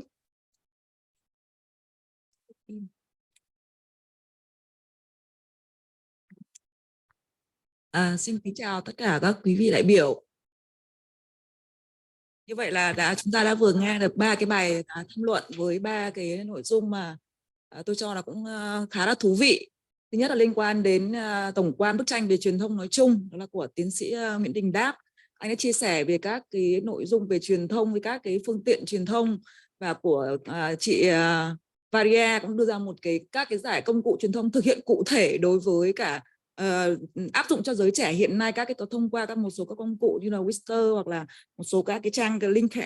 Và cuối cùng là tôi cũng vừa mới nghe câu chuyện cái bài tham luận thứ 3 của ông anh Linh nói về tất cả những cái câu chuyện mà tôi thấy rất là thú vị. Tức là anh kể về cái câu chuyện truyền thông qua 2 cái câu chuyện thực tế mà anh đã học được, tức là liên quan đến cụ thể tới địa phương và thông qua được những cái sự kiện cụ thể, và thông qua đó là đã triển khai những cái giải pháp về truyền thông.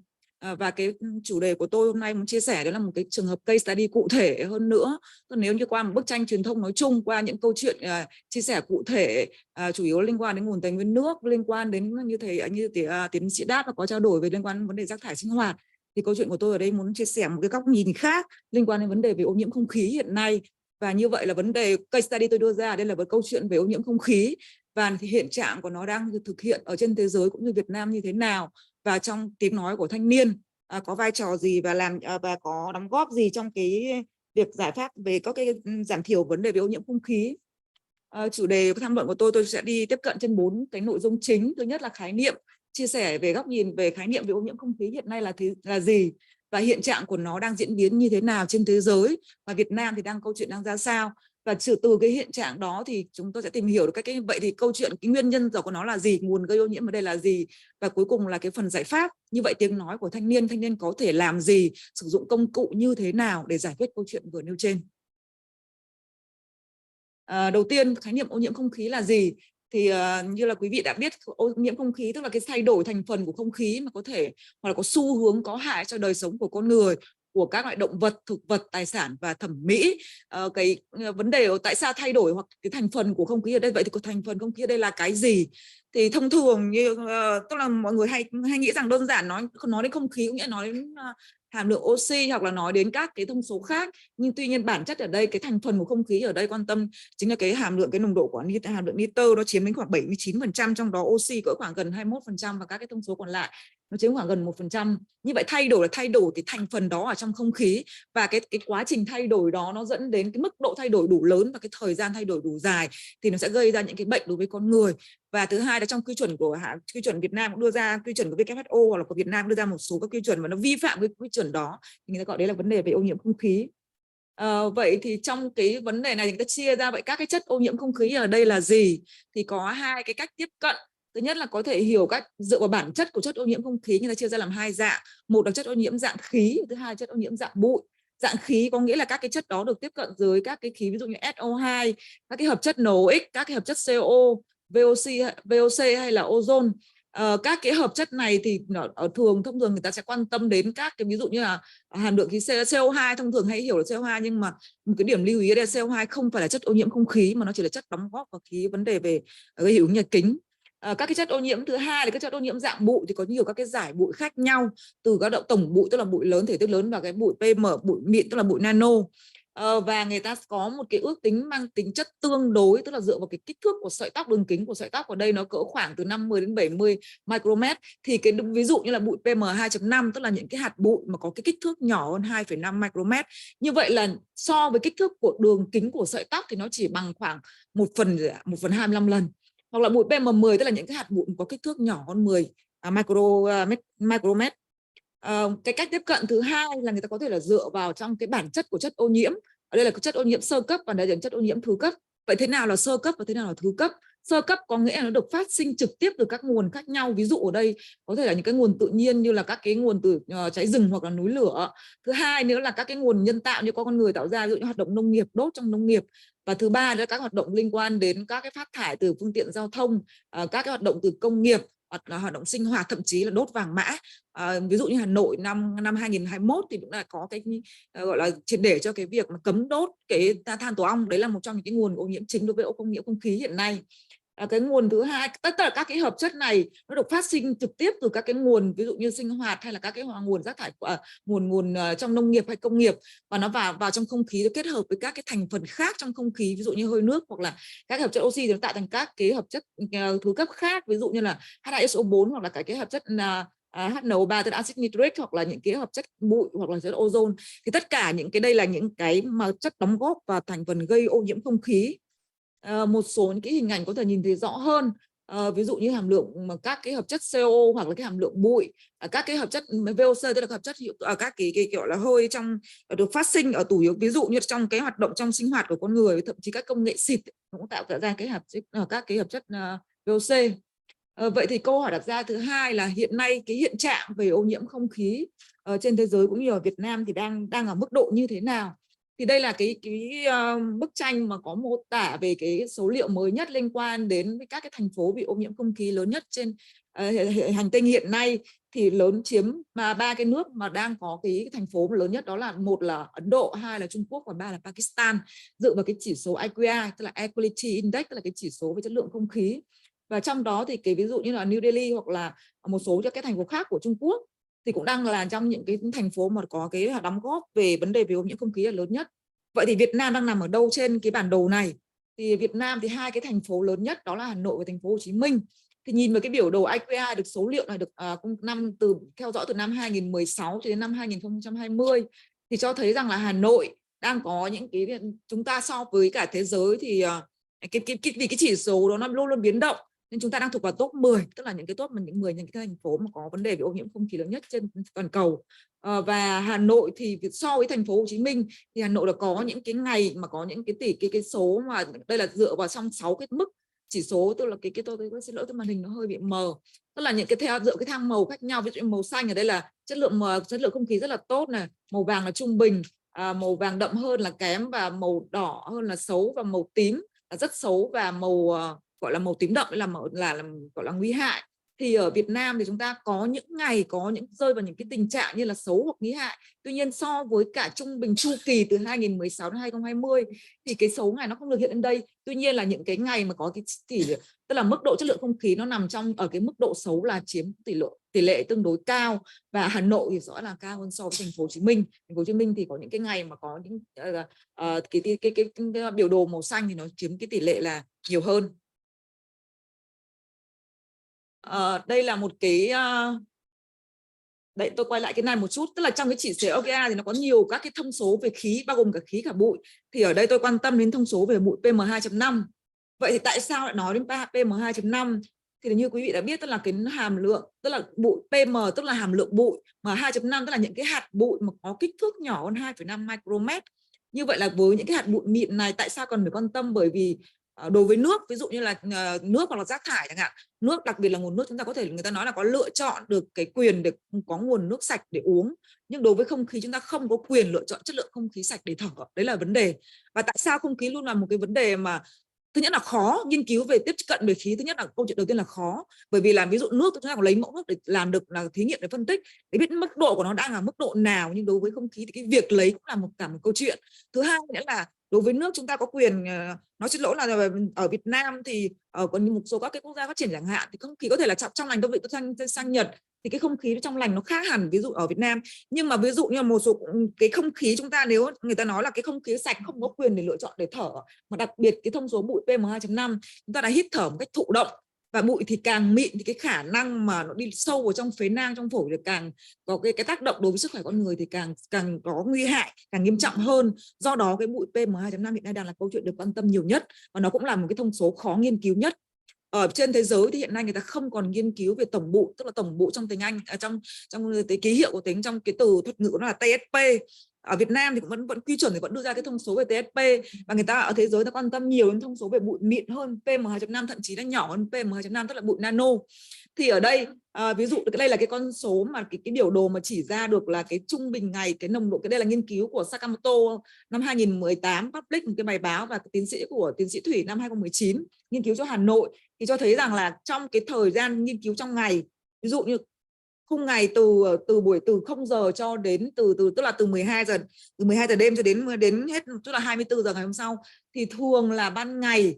Thì ví dụ nhìn vào cái biểu đồ bên dưới, cái biểu đồ bên dưới chính là cái nồng độ của hàm lượng tỷ lệ nghịch giữa cái nồng độ ozone và cái hợp chất NOx, tức là nấu, người ta gọi là trong chuyên ngành người ta gọi là hợp chất NOx. Tức là tại sao? Bởi vì ban ngày thì cái tỷ lệ, cái hàm lượng nó rất là cao, trong khi đó vào ban đêm thì cái hàm lượng ozone nó lại cao hơn nhiều, và cái tỷ lệ này cùng tỷ lệ tức là tỷ lệ thuận với cả thông số bụi mịn, tức là hiểu nôm na rằng là cái hàm lượng bụi mịn ban ngày thì cao hơn so với ban đêm.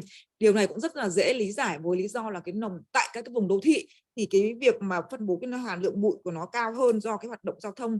Cái slide tiếp theo tôi sẽ trình chiếu, tôi sẽ chỉ rõ được vậy thì cái đóng góp nào là chiếm cái tỷ trọng cao nhất trong các cái nguồn gây ô nhiễm hiện nay. Tìm hiểu về cái nguồn gây ô nhiễm chính là cái nội dung số 3, cái nguồn gây ô nhiễm không khí hiện nay. Thì ở đây đây là một cái số liệu public năm 2021 do do giáo sư Oanh và tiến sĩ Huy về cái con số liên quan đến các cái đóng góp về nguồn gây ô nhiễm không khí trên toàn quốc. Kết quả cho thấy rằng là đóng góp cao nhất hiện nay đối với cả toàn quốc đó là từ cái hoạt động đối với nồng độ, đang nghiên cứu sâu về cái nồng độ bụi PM2.5 thì cái hoạt động đốt trong nông nghiệp là chiếm cái tỷ trọng cao nhất, chiếm khoảng 40%. Cái tỷ chiếm thứ hai đó liên quan đến hoạt động liên quan đến cụ thể đến cái hoạt động đây ví dụ đun nấu, trong hoạt động đun nấu hiện nay cũng chiếm đến khoảng 17%. Thứ ba liên quan đến hoạt động công nghiệp chiếm khoảng 11%, giao thông khoảng 13%, và các cái nhà máy nhiệt điện hoạt động cháy rừng nó chiếm khoảng 11 đến 12%. Thì đây là cái con số mà công bố toàn quốc về cái tỷ lệ, cái số liệu kiểm kê của năm 2018 và đối với thông số bụi PM2.5.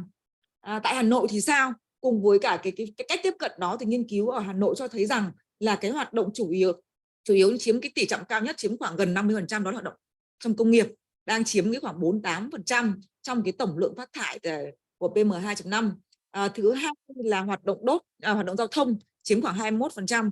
Hoạt động giao thông ở đây chủ yếu là liên quan đến giao thông đường bộ đấy ạ. Thứ ba là hoạt động đốt phế thải trong nông nghiệp. Trong nông nghiệp chính là cái hoạt động đốt rơm rạ, nó đang có một cái đóng góp lớn cho cái vấn đề về ô nhiễm không khí. Tiếp theo là liên quan hoạt động đun nấu hoặc các cái đốt rác thải cũng là một cái vấn đề hiện nay đang cần phải giải quyết. Thành phố Hồ Chí Minh, câu chuyện của thành phố Hồ Chí Minh thì lại khác hơn so với câu chuyện của Hà Nội. Vì sao? Bởi vì thành phố Hồ Chí Minh thì cái nguồn xác định nguồn chính ở đây chính là nguồn giao thông, nó chiếm khoảng 45%. Và các cái người ta đối với nguồn giao thông người ta chưa ra các cái nguồn. Thế nào là nguồn? Ở đây là ba cái vòng tròn, cái hình xanh đây là chính là đây là cái nguồn điểm của đây là nguồn diện và đây là nguồn đường. Nguồn diện có nghĩa là tôi giải thích về cái nguồn đường, trước đường chủ yếu là hiểu nôm na là đường giao thông. Và đối với nguồn diện tức là cái nguồn phát sinh từ là các cái hoạt động khác, ví dụ như hoạt động từ dệt may, hoạt động các hoạt động thực phẩm công nghệ, các hoạt động liên quan đến công nghiệp, và các cái nguồn diện cụ thể ở đây là ví dụ như là đốt của các hoạt động nông nghiệp. Thì đấy là ba cái với cách tiếp cận này thì trong cái đóng góp vào cái hàm lượng PM2.5 đó thì ở đây chủ yếu đóng chiếm cao nhất đó là cái nguồn đường, tức là trong cái nguồn đường này thì cái hoạt động giao thông đường bộ là đang chiếm cái tỷ trọng là cao nhất. Tiếp theo là cái hoạt động của các cái hộ gia đình hoặc là các cái hoạt động liên quan khác của các cái ngành công nghiệp cũng chiếm một cái tỷ trọng rất là lớn cho cái câu chuyện về vấn đề về ô nhiễm không khí hiện nay của Việt Nam.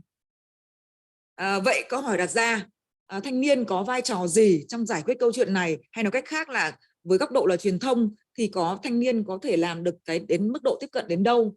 Thì đây là một cái bức ảnh minh họa của sinh viên của trường tôi, trường Đại học Tài nguyên Môi trường Hà Nội từ năm 2014, tức là đây là cái hoạt động nhân dịp ngày 5 tháng 6.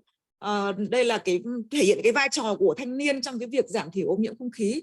Vậy thì là thanh niên có thể làm được gì? Thì muốn biết thanh niên làm được gì thì biết là vai trò thanh niên ở đâu và cái tầm quan trọng của thanh niên hiện nay trong cái bối cảnh chung của xã hội ở đó như thế nào.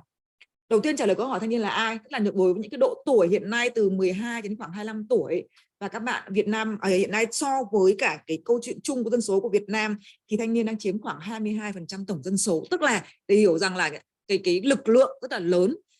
Và một cách nữa là tôi tiếp cận cái quan điểm phân tích SWOT. Vậy thì cái cơ hội, cái điểm mạnh, điểm yếu hay cái cơ hội thách thức của thanh niên để giải quyết câu chuyện này là gì? Thì đầu tiên cơ hội của thanh niên tức là gì ạ? Các bạn đấy thì có một cái nguồn năng lượng và cái sự nhiệt huyết rất là lớn. Cái đấy ai cũng nhìn rõ. Năng lượng rất là mạnh và nhiệt huyết rất là lớn. Và thứ hai là đặc biệt trong cái bối cảnh hiện nay công nghệ phát triển như hiện nay thì thanh niên đó cái khả năng tiếp cận đối với các nguồn công nghệ thông minh hoặc là các cái nguồn để làm được cái giải quyết được cái câu chuyện này thì rất là dễ dàng. Đấy là hai cái ưu điểm mà tôi cho rằng là chúng ta cần phải nhìn nhận được. Bên cạnh đó thì cũng có những cái hạn chế nhất định, tức là ví dụ như là các bạn ấy thì vì còn trẻ cho nên là cái khả năng tiếp cận thông tin cũng như là cái kiến thức về vấn đề này, về không chỉ riêng vấn đề về ô nhiễm không khí hoặc bất cứ một vấn đề nào khác thì nó còn hạn chế. Thứ hai nữa là cái nguồn tài chính để làm việc đó, muốn thì làm muốn nhiều thứ và làm thì làm được muốn nhiều, nhưng tuy nhiên cái nguồn kinh phí thì nó cũng có hạn. Do đó đấy là tôi cho đấy là hai cái hạn chế. Và cái thứ ba, vậy thì cái cơ hội ở đây là gì? Cơ hội của các bạn thanh niên ở đây là có nhiều các cái cơ hội để tăng cường, vì các bạn cái khả năng nhạy bén đối với cả công nghệ thông tin, cái sức mạnh của cái nguồn lực rất là lớn, cho nên các bạn tăng cường được cái nhận thức là đối với vấn đề về xã hội. Tôi cho là đấy là một cái cơ hội. Cái cơ hội thứ hai đấy là cái công nghệ và khả năng sáng tạo, tức là cái tiếp cận so với ngay cả tôi thôi ạ, cái bạn thanh niên như sinh viên của trường tôi, các bạn ấy tiếp cận công nghệ với một vấn đề mới chắc chắn là nhanh hơn. Ví dụ công nghệ AI và công nghệ về trí tuệ nhân tạo hay là tất cả những cái big data thì tiếp cận những cái nguồn đó các bạn ấy chắc chắn khi mà được biết các bạn ấy sẽ làm nhanh hơn rất nhiều. Đấy là tôi cho đấy là một cái cơ hội. Và cái cuối cùng là vậy thì cái thách thức của các bạn đấy là gì? Thì đó một cái nữa mà tôi cũng nhìn thấy chính là các bạn sinh viên của tôi và cũng là giới trẻ nói chung, đó là cái sự bàng quang, tức là cái mà không quan tâm ngay cả chính với bản thân mình, với cả cuộc sống của mình, với gia đình, rồi với vấn đề về xã hội nó còn thờ ơ, tức là thường là nó còn ít cái sự quan tâm hơn, tức là nhìn nhận vấn đề xung quanh, nhìn nhận những cái câu chuyện, những cái thách thức của môi trường, hoặc nói riêng hoặc là vấn đề toàn cầu, hoặc là thách thức của riêng đối với trong về xã hội thì đang còn hạn chế và cũng tức là thờ ơ hơn so với, tôi cho đấy là một cái thách thức lớn nhất. Vậy thì trên cơ sở phân tích được những cái ưu điểm, những cái hạn chế của thanh niên thì tôi đưa ra một số những cái giải pháp hành động cụ thể để giải quyết cái câu chuyện, một cái case study cụ thể vấn đề về ô nhiễm không khí hiện nay là gì. Đầu tiên tôi cho rằng các bạn có thể làm được chính là cái khả năng truyền thông. Nói chính xác như thầy Đáp vừa mới chia sẻ, đó là truyền thông, nâng cao nhận thức, hiện nay nâng cao với ai và làm như thế nào. Thì ở đây các bạn, đây là một số những cái hình ảnh mà chúng tôi đã làm thật, từ những cái ví dụ các bạn đã đi đạp xe với những cái slogan từ năm 2000 như ngày xưa tôi với cả anh Đáp đã từng làm đấy, tức là đạp xe, thậm chí tất cả những trường của Hà Nội đạp xe từ Hà Nội lên Tam Đảo. Đấy là một cái chiến dịch rất là lớn cho toàn bộ thanh niên, và đặc biệt là hồi đấy đang làm dưới cái dự án của GTZ là đạp xe từ Hà Nội Tam Đảo, với tất cả đi theo sau đó là những cái khẩu hiệu liên quan, slogan liên quan đến vấn đề về bảo vệ môi trường. Đấy là tôi cho là một cái hoạt động rất là ý nghĩa và đúng là cái thời sinh viên của tôi, đúng hồi thời điểm đó là tôi cho là một cái bọn tôi chúng hoạt động rất là năng động trong hơn cho các bạn sinh viên bây giờ. Thứ hai nữa là đây ví dụ một cái hình ảnh của một bạn sinh viên của tôi từ năm DH1 tức là từ khóa 1 đến bây giờ hiện nay bạn đang ở bên Hàn Quốc, đang học tiến sĩ, nhưng để thấy rằng là các bạn rất là nhiệt huyết. Chúng tôi đi đưa sinh viên đến tất cả những cái trang trại hữu cơ, tức là một cái giống như câu chuyện của anh Ninh vừa chia sẻ đấy, tức là phải đi tiếp cận từ người dân, tiếp cận từ những cái hành động, từ những cái câu chuyện, những cái thách thức thực tế để chúng tôi đưa ra những cái giải pháp để cho nó phù hợp đối với người dân. Thứ ba là các bạn sinh viên đây là truyền thông, đi dán những cái panel áp phích tất cả những cái nơi công cộng. Ở đây là một cái số hành động chúng tôi đã làm, và đây tôi cho đây là một trong những cái công cụ mà vẫn khá hữu hiệu. Từ cái này nó là cái giải pháp, cái công cụ là nó tôi cho nó vẫn phù hợp cho đến ở cái thời điểm phát triển công nghệ như hiện nay. Cái giải pháp cụ thể thứ hai mà tôi đề xuất ở đây đó là sử dụng các cái phương tiện công cộng hoặc là các cái phương tiện không gây ô nhiễm. Cái này thì nói nhiều nhưng làm thì không được nhiều. Nói nhiều tức là gì, công cộng ở đây nó có nhiều vấn đề liên quan đến cái việc mà các cái hạn chế cho cái việc thực hiện. Ví dụ như sử dụng các cái xe buýt hiện nay, đối với có cả thậm chí cả taxi, có các cái loại xe mà gọi là sử dụng không sử dụng các cái nhiên liệu ấy, thì tất cả sử dụng đây là cái sổ khẩu hiệu đưa ra, mà đi xe đạp chẳng hạn. Thì đây thì tất cả cái này tôi cho là ai cũng biết, nhưng để làm thì không phải là dễ. Bởi vì sao? Vì là ví dụ như sang một số các quốc gia khác thì cái khung giờ của đi xe buýt chẳng hạn, nó đi từ điểm A đến điểm B, giờ nó khá là chính xác và nó rất là thuận tiện. Ví dụ tôi đi làm tôi cũng rất là mong muốn được đi xe buýt, nhưng cái quãng đường đi làm nó quá là xa, và cái nào nó tắc đường là vấn đề giao thông của chúng ta cũng là một câu chuyện thách thức. Do đó để làm được thì lại là một cái vấn đề cần phải tranh cãi, nhưng đây cũng là một trong những giải pháp được hay thường xuyên được nhắc đến. Giải pháp số 3 mà tôi muốn đề cập ở đây đó là tham gia vào các cái hoạt động xanh. Ví dụ như là các bạn sinh viên đến tham gia những cái chiến dịch xanh, mùa hè xanh, và đi nhặt rác ở các cái bãi biển. Đây là một hoạt động vừa mang tính chất bản thân những cái người tham gia hoạt động này thì các bạn tự nâng cao được cái ý thức của mình, và thứ hai nữa là các bạn có những cái hiệu ứng rất là lớn đối với cộng đồng xung quanh, đặc biệt là các cái khu bãi biển. Đây là những cái hành động chúng tôi đã làm rất thực tế. Một cái giải pháp thứ tư mà tiếng nói của thanh niên và tiếng nói của các bạn đây là rất là có hiệu quả, đó liên quan đến cái giải pháp liên quan đến công cụ về chính sách. Vì hiện nay cái đối tượng là muốn các thể kể cả hệ thống văn bản quy phạm pháp luật, luật bảo vệ môi trường hay tất cả các nghị định ban hành thì đều đó có cái khâu là tham vấn ý kiến, thì trong đó tiếng nói của thanh niên cũng là một trong những cái phần góp phần vào trong cái đề xuất vào trong cái quy định trong chính sách pháp luật, và đây chính là một cái cơ hội để các bạn thể hiện được cái tiếng nói của mình. Giải pháp số 5 mà tôi đã muốn đề cập ở đây đó là khuyến khích sử dụng các nguồn năng lượng sạch, năng lượng tái tạo. Thì ở đây là các cái nguồn năng lượng hiện nay rất là nhiều, năng lượng gió, năng lượng mặt trời, các cái thiết bị hiện nay, thậm chí là các cái sạc, các cái cục sạc điện tử hiện nay người ta cũng có từ các cái sử dụng các cái nguồn năng lượng được năng lượng tái tạo, hoặc là có khả năng tái tạo. Đây cũng là cái giải pháp mà tôi cho là cũng rất là thiết thực và cụ thể, cũng là giải pháp mà cuối cùng mà tôi đề cập đến. Như vậy là cái câu chuyện của tôi chia sẻ ở đây với một cái case study rất là cụ thể, và tôi cũng muốn rằng là cái cách tiếp cận truyền thông thì đối với mỗi một cái câu chuyện đưa ra thì nó là có những cái nên có những cái giải pháp là khác nhau. Ví dụ như câu chuyện của anh đưa ra, hai cái câu chuyện của anh Ninh anh đưa ra là từ cái câu chuyện của địa phương, hoặc là như tôi đưa ra ở đây là vấn đề về câu chuyện về ô nhiễm không khí, hoặc là vấn đề như của Việt Nam, ví dụ mà ở Mekong, vùng Mekong Delta, hoặc là thiếu nước, hoặc là tất cả những cái đó. Thì tất cả cái công cụ truyền thông ở đây là gì? Dựa trên bản chất như anh Đáp anh có chia sẻ, tuy nhiên với cách áp dụng khác nhau cho đối tượng là khác nhau. Và thứ hai nữa là sử dụng các công cụ nào là phù hợp, và khi mỗi đối tượng nào ta cái tận dụng phân tích được những điểm mạnh, điểm yếu, và từ đó đưa ra những cái giải pháp phù hợp. Đấy là cái chia sẻ của tôi. Xin trân trọng cảm ơn trước. Cảm ơn. Trân trọng cảm ơn Dr. Phạm Hồng Phương. So this next section is on Kang Soo. The floor is yours.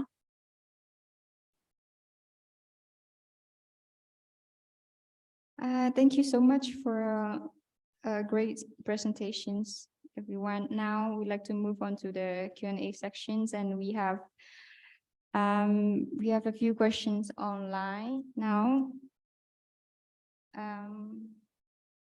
Where is it?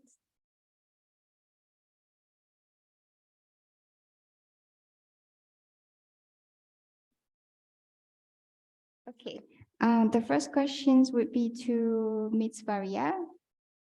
So the first question is, what keywords or issues that youngsters in SEI search the most on the internet? And the second one is, did the search trends change after, during, and after the pandemic? So if Ms. Barrier can respond.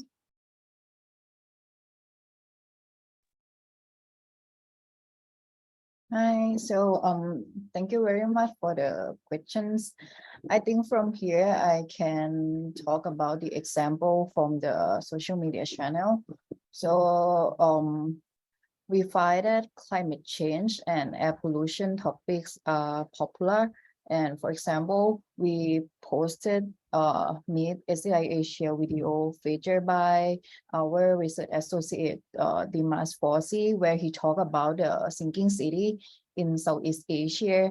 And just for one tweet, we gained more than like 1,000 impressions on that tweet. And I support is because of it's about climate change, and also it's also talk about the sinking city in Southeast Asia. And as our main audiences are mostly in Southeast Asia, so I feel like they feel like they can relate. And apart from that, for the air pollution topic, it was getting popular last year when Thailand had a critical situation about on the PM 2.5, especially in Bangkok and Chiang Mai. For the second question about the trends change, I would say it didn't change much, especially with climate topic, as there are some natural disaster or also other threats happening from time to time, not just about in the Mekong region, but also around the world. So I think the audience interest is stable. I hope this answer your question. Thank you very much. I don't know if Tom, do you have anyone who wants to ask questions offline?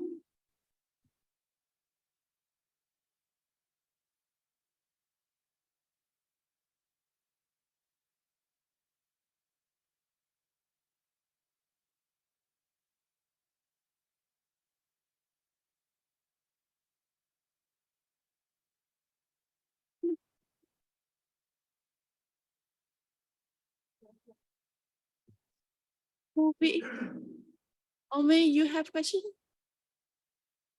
How about đồng chí? Guys, we can ask online people if they have questions, just to raise their hands and turn off the camera and ask to the speakers directly. They have.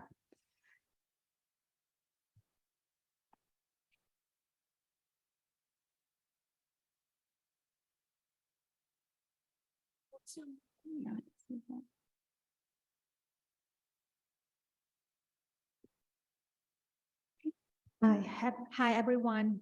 Here's Anjali from the Secretariat. I would like to help the team to facilitate the questions and answer for this. So we have some questions in our hands already.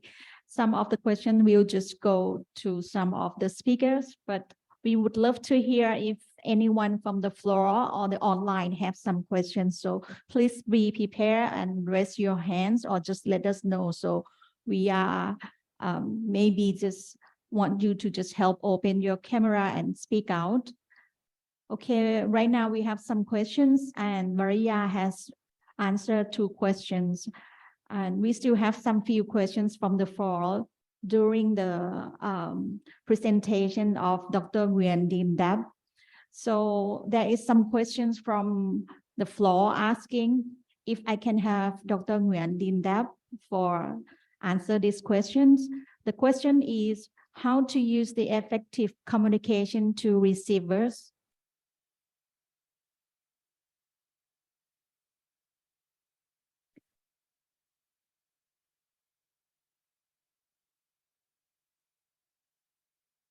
Can we have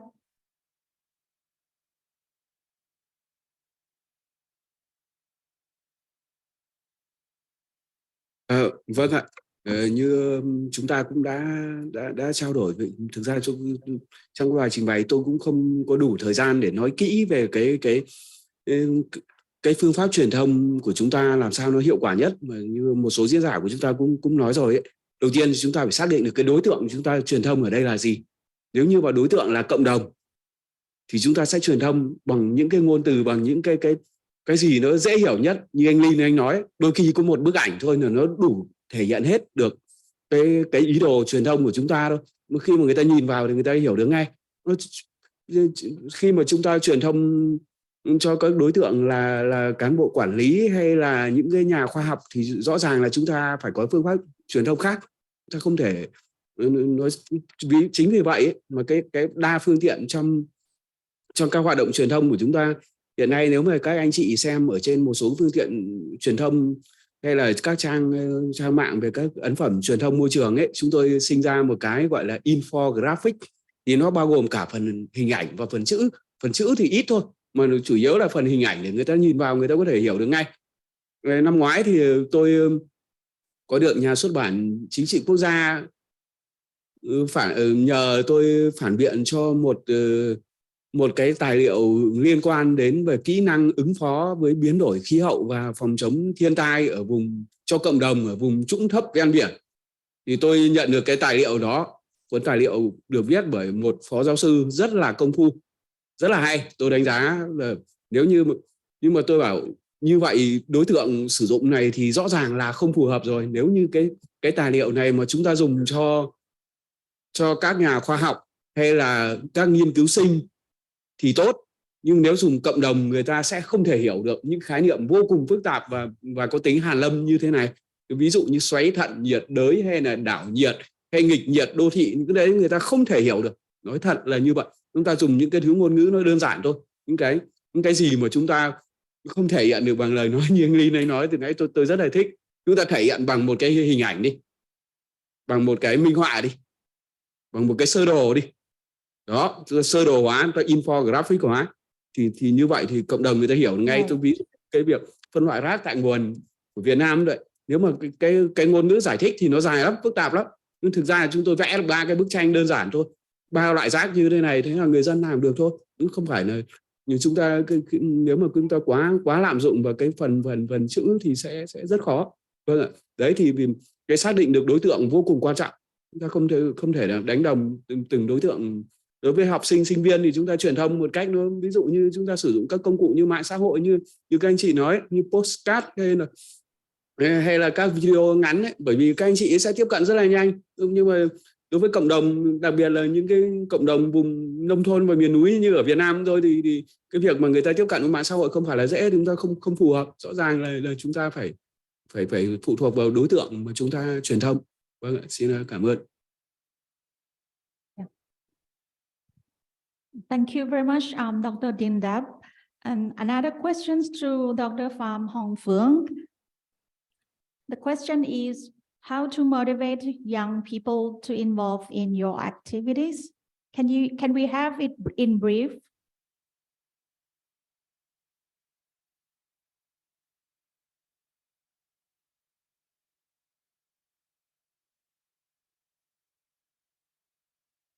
Vâng ạ, xin cảm ơn cái câu hỏi cũng rất là hay, và đây cũng là một cái mà tôi cũng cho là câu hỏi đặt ra nhưng cũng là cái thách thức mà chúng tôi cũng phải trả lời. Bởi vì sao? Bởi vì sinh viên của trong trường chúng tôi cũng là một trong bộ phận của giới trẻ nói chung. Vậy làm thế nào để lôi cuốn được các bạn ấy trong cái thách thức như hiện nay là đang còn thờ ơ với chính bản thân mình, thậm chí là thờ ơ với, đương nhiên là đối với bản thân mình còn thờ ơ, thì làm sao để lôi kéo được các bạn vào trong những cái hoạt động cụ thể như thế này. Thì ví dụ như là ở đây cũng có một số bạn sinh viên của tôi đang ngồi ở đây, thì các bạn cũng đã tham gia những cái dự án kiểu như này. Ví dụ như là trong cái nhóm mạng lưới, nếu như có thể trong tương lai mà cái chương trình của mình có những cái khoản, có những cái nguồn kinh phí để cho các bạn hoạt động cụ thể, tôi nghĩ đó cũng là một cái giải pháp mà chúng tôi đang tiếp cận. Ví dụ như các bạn sinh viên của năm cuối hoặc là năm thứ 3 thì các bạn, chúng tôi với những vai trò là giáo viên cũng cho các bạn đi tham gia những cái tọa đàm kiểu như thế này, và từ đó các bạn ấy sẽ có những cái cơ hội, cũng như là cái thứ nhất là nâng cao được cái hiểu biết của mình, và thứ hai cũng có những cơ hội để tiếp cận, để từ đó có những cái sáng kiến. Bởi vì chắc chắn giới trẻ nó sẽ có những cái hành động hoặc là có những cái suy nghĩ mà cụ thể hơn và phù hợp với giới trẻ hơn. Ví dụ như là chúng tôi đưa ra những về mặt lý thuyết, là đưa ra là có những công cụ và những giải pháp như thế nào, nhưng trên thực tế thực hiện như thế nào, làm thế nào để hiệu quả, thì các bạn sẽ là người hành động mà sẽ cụ thể hơn và sẽ tôi cho là hiệu quả hơn. Nếu có thể mời chia sẻ với một bạn sinh viên và có thể chia sẻ cụ thể hơn một cái case study mà các bạn đã từng làm tại trường chúng tôi trong thời gian vừa mới kết thúc xong rồi ạ. Xin mời Nguyệt. Cảm ơn.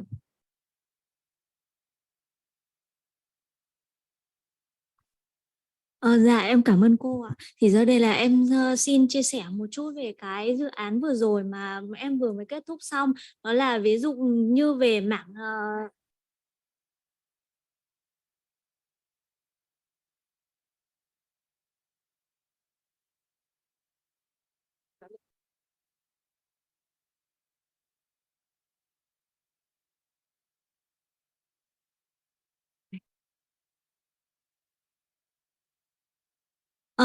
dạ em xin cảm ơn sự chia sẻ của cô.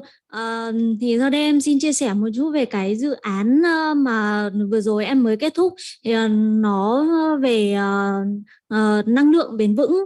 Thì em đã có những cái chuỗi hoạt động. Thứ nhất là bây giờ đầu tiên là tổ chức một cái chương trình tập huấn để cho các bạn ấy hiểu được như thế nào là năng lượng bền vững và các bạn ấy có thể làm gì để và tại sao các bạn ấy cần phải làm những cái điều đó để sử dụng năng lượng bền vững, như là tiết kiệm năng lượng, có các hoạt động. Và ngoài sau đấy là em tổ chức cho các bạn sinh viên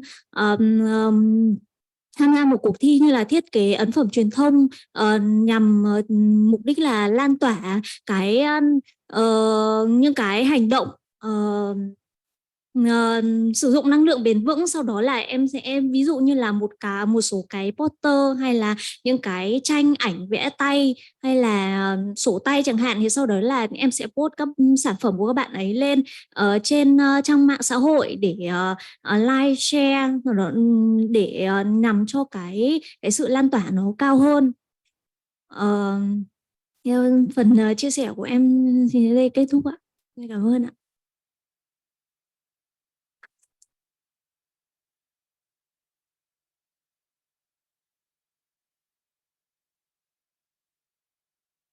Okay. From online side, we have questions for our speaker, Mr. Chon Yeon Lin, from Ms. Song Kuku, I think. As you have mentioned, young people actively participate in environmental protection and climate change related activities. Please provide your overall assessments of the effectiveness of these activities. What is the greatest weakness in the current campaigns activities of young people?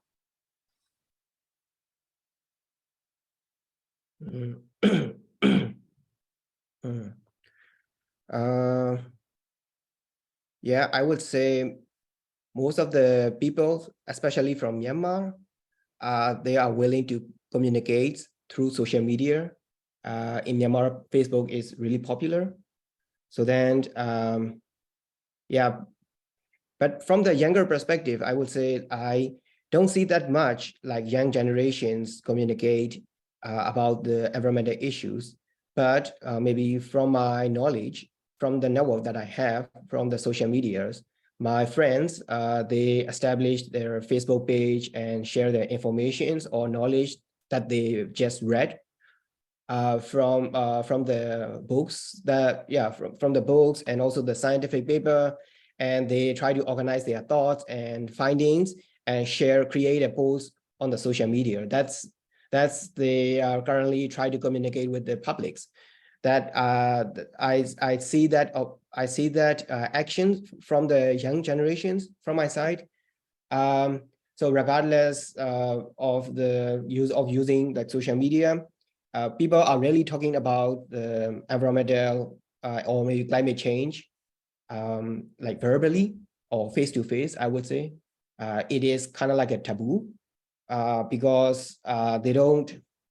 I mean, they think that climate change is not a typical topic that we supposed to discuss when we meet with our colleagues or friends, those kind of things. Of course, while meetings, friends in that setting, yeah, people are usually talking about the personal stuff. Of course, that is, I couldn't agree more. But another point of view is that maybe when we try to communicate with the colleagues, with our colleagues from the workplace or maybe from the different industries, we try to share the informations about the climate change. For example, like from the younger generations, they tend to share their information on social media. Yeah. Oh. Hello. Okay. I don't know what. Okay.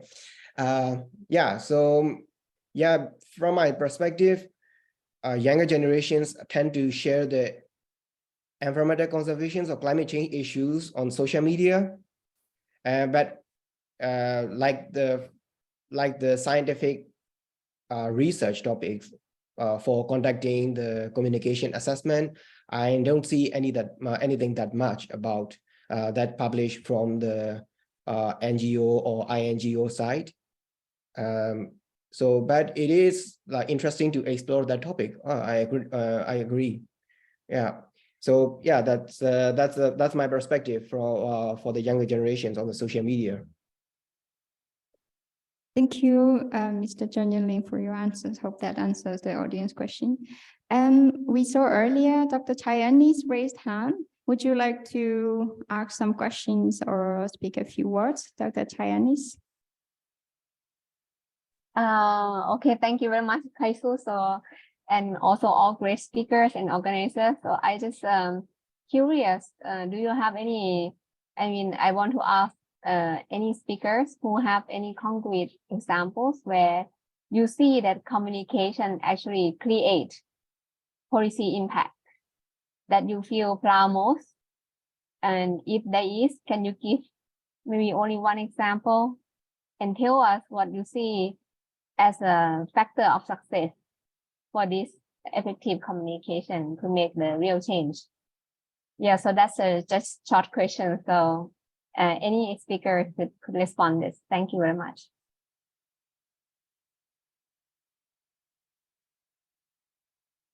So anyone wants to respond online, on-site speakers?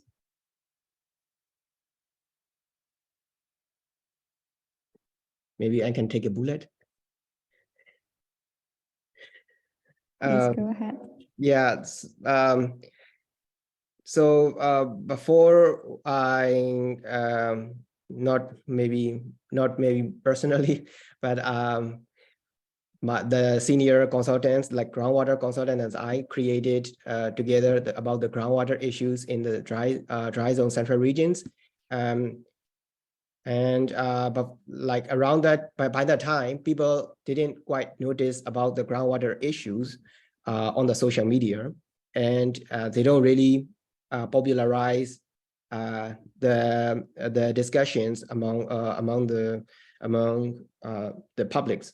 So after creating, maybe that also might be depends on the political like agenda. So then people are less talking about groundwaters by the time. So after creating the articles and my senior like consultants, the groundwater consultants, he tried to follow up the assessment he took in like while he was working in Myanmar. So he did share his insight on social media and try to inform the stories about the groundwater issues in Myanmar. So people recognize that issues after creating the communication part. So then, so most of from my knowledge, like the directors or the policymakers from the rural regions, they try to recognize the issues of groundwater depletions. And they try to act upon that. And they also encourage to enact the groundwater policies in the national level. So I would say that is kind of like the success story, but from the in these occasions, like Myanmar, because of the political situations, I don't know how the policy is making right now due to the status. Yeah. That's a successful story that I've like got from the communications side. Yeah. Thank you very much. That's very inspiring. Yeah, and Yeah, thank you. ขอบคุ Thank ณ you ค่ะ very much. Thank you for responding the questions, genuinely. We are way over time, but we will take last questions from Ms. Pantantan to Konvaria. This will be the last one. After that, we will move on to the next section. So the question is, how can we increase likes and shares of our environmental content on social media? So if Ms. Varia can respond, thanks. Sure. Thank you for the question. So I think as I mentioned earlier about multimedia outputs. So I think apart from sharing written output, I think it's really good for the youth professional to try to create the multimedia outputs. It doesn't need to be something like very complex. You can just start with like some interview with the expert or short videos. So, and apart from that, you can even like start with the podcast as well. So I think as far as I work with the social media, I find that when it's come to the multimedia output, something like visual, I think we gain more not just impressions, but also we gain more like high engagement, and also we gain further followers as well. So that's my suggestion. Thank you, Ms. Varia. So, I mean, it's sorry to end these very lively discussions, but we are also way over time. So now I'd like to move on to the next sections of to invite Ms. Buana to give us a vote of thanks.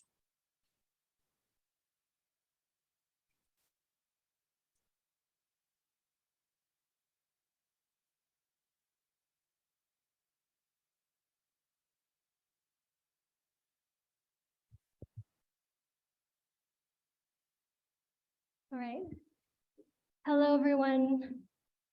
This is Buanong Latuli speaking, and I'm with the SummerNet Young Professionals, and also part of the co-host for this webinar.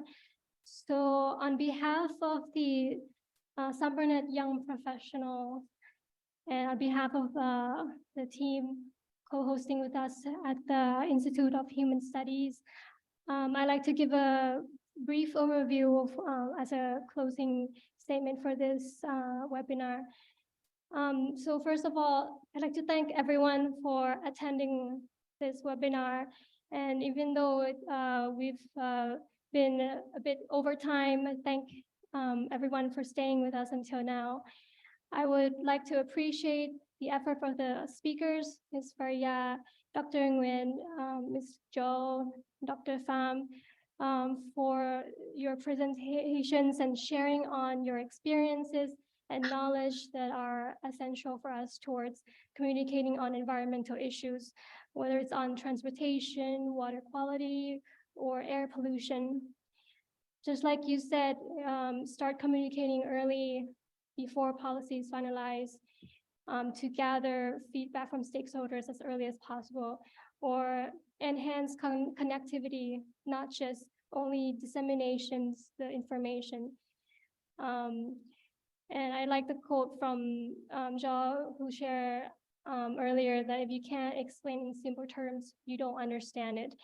So these are all key highlights and keynotes that I hope you take it as part of the ideas for you to carry on and maybe add into the work that you do in communication on environmental issues. And I hope that you had enjoyed the webinar and learning with us today.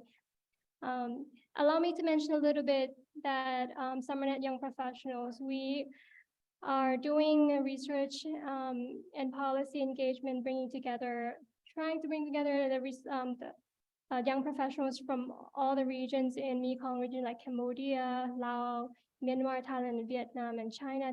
And we're supporting with young people in these regions to connect deeply in sustainable development. So just sharing with you a little bit on screen that we are part of the network that is working on environmental development. And if you would like to connect with us, you can connect with us on Facebook page, on social media.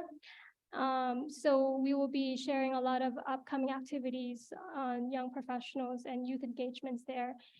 Also, if you would like to become a member as part of a SummerNet Young Professionals member, you can also add this QR code on the next slide. Hi, Sue. Next slide. To become a SummerNet Young Professionals network, and so we can connect and collaborate on any opportunities in the events related to environmental sustainability.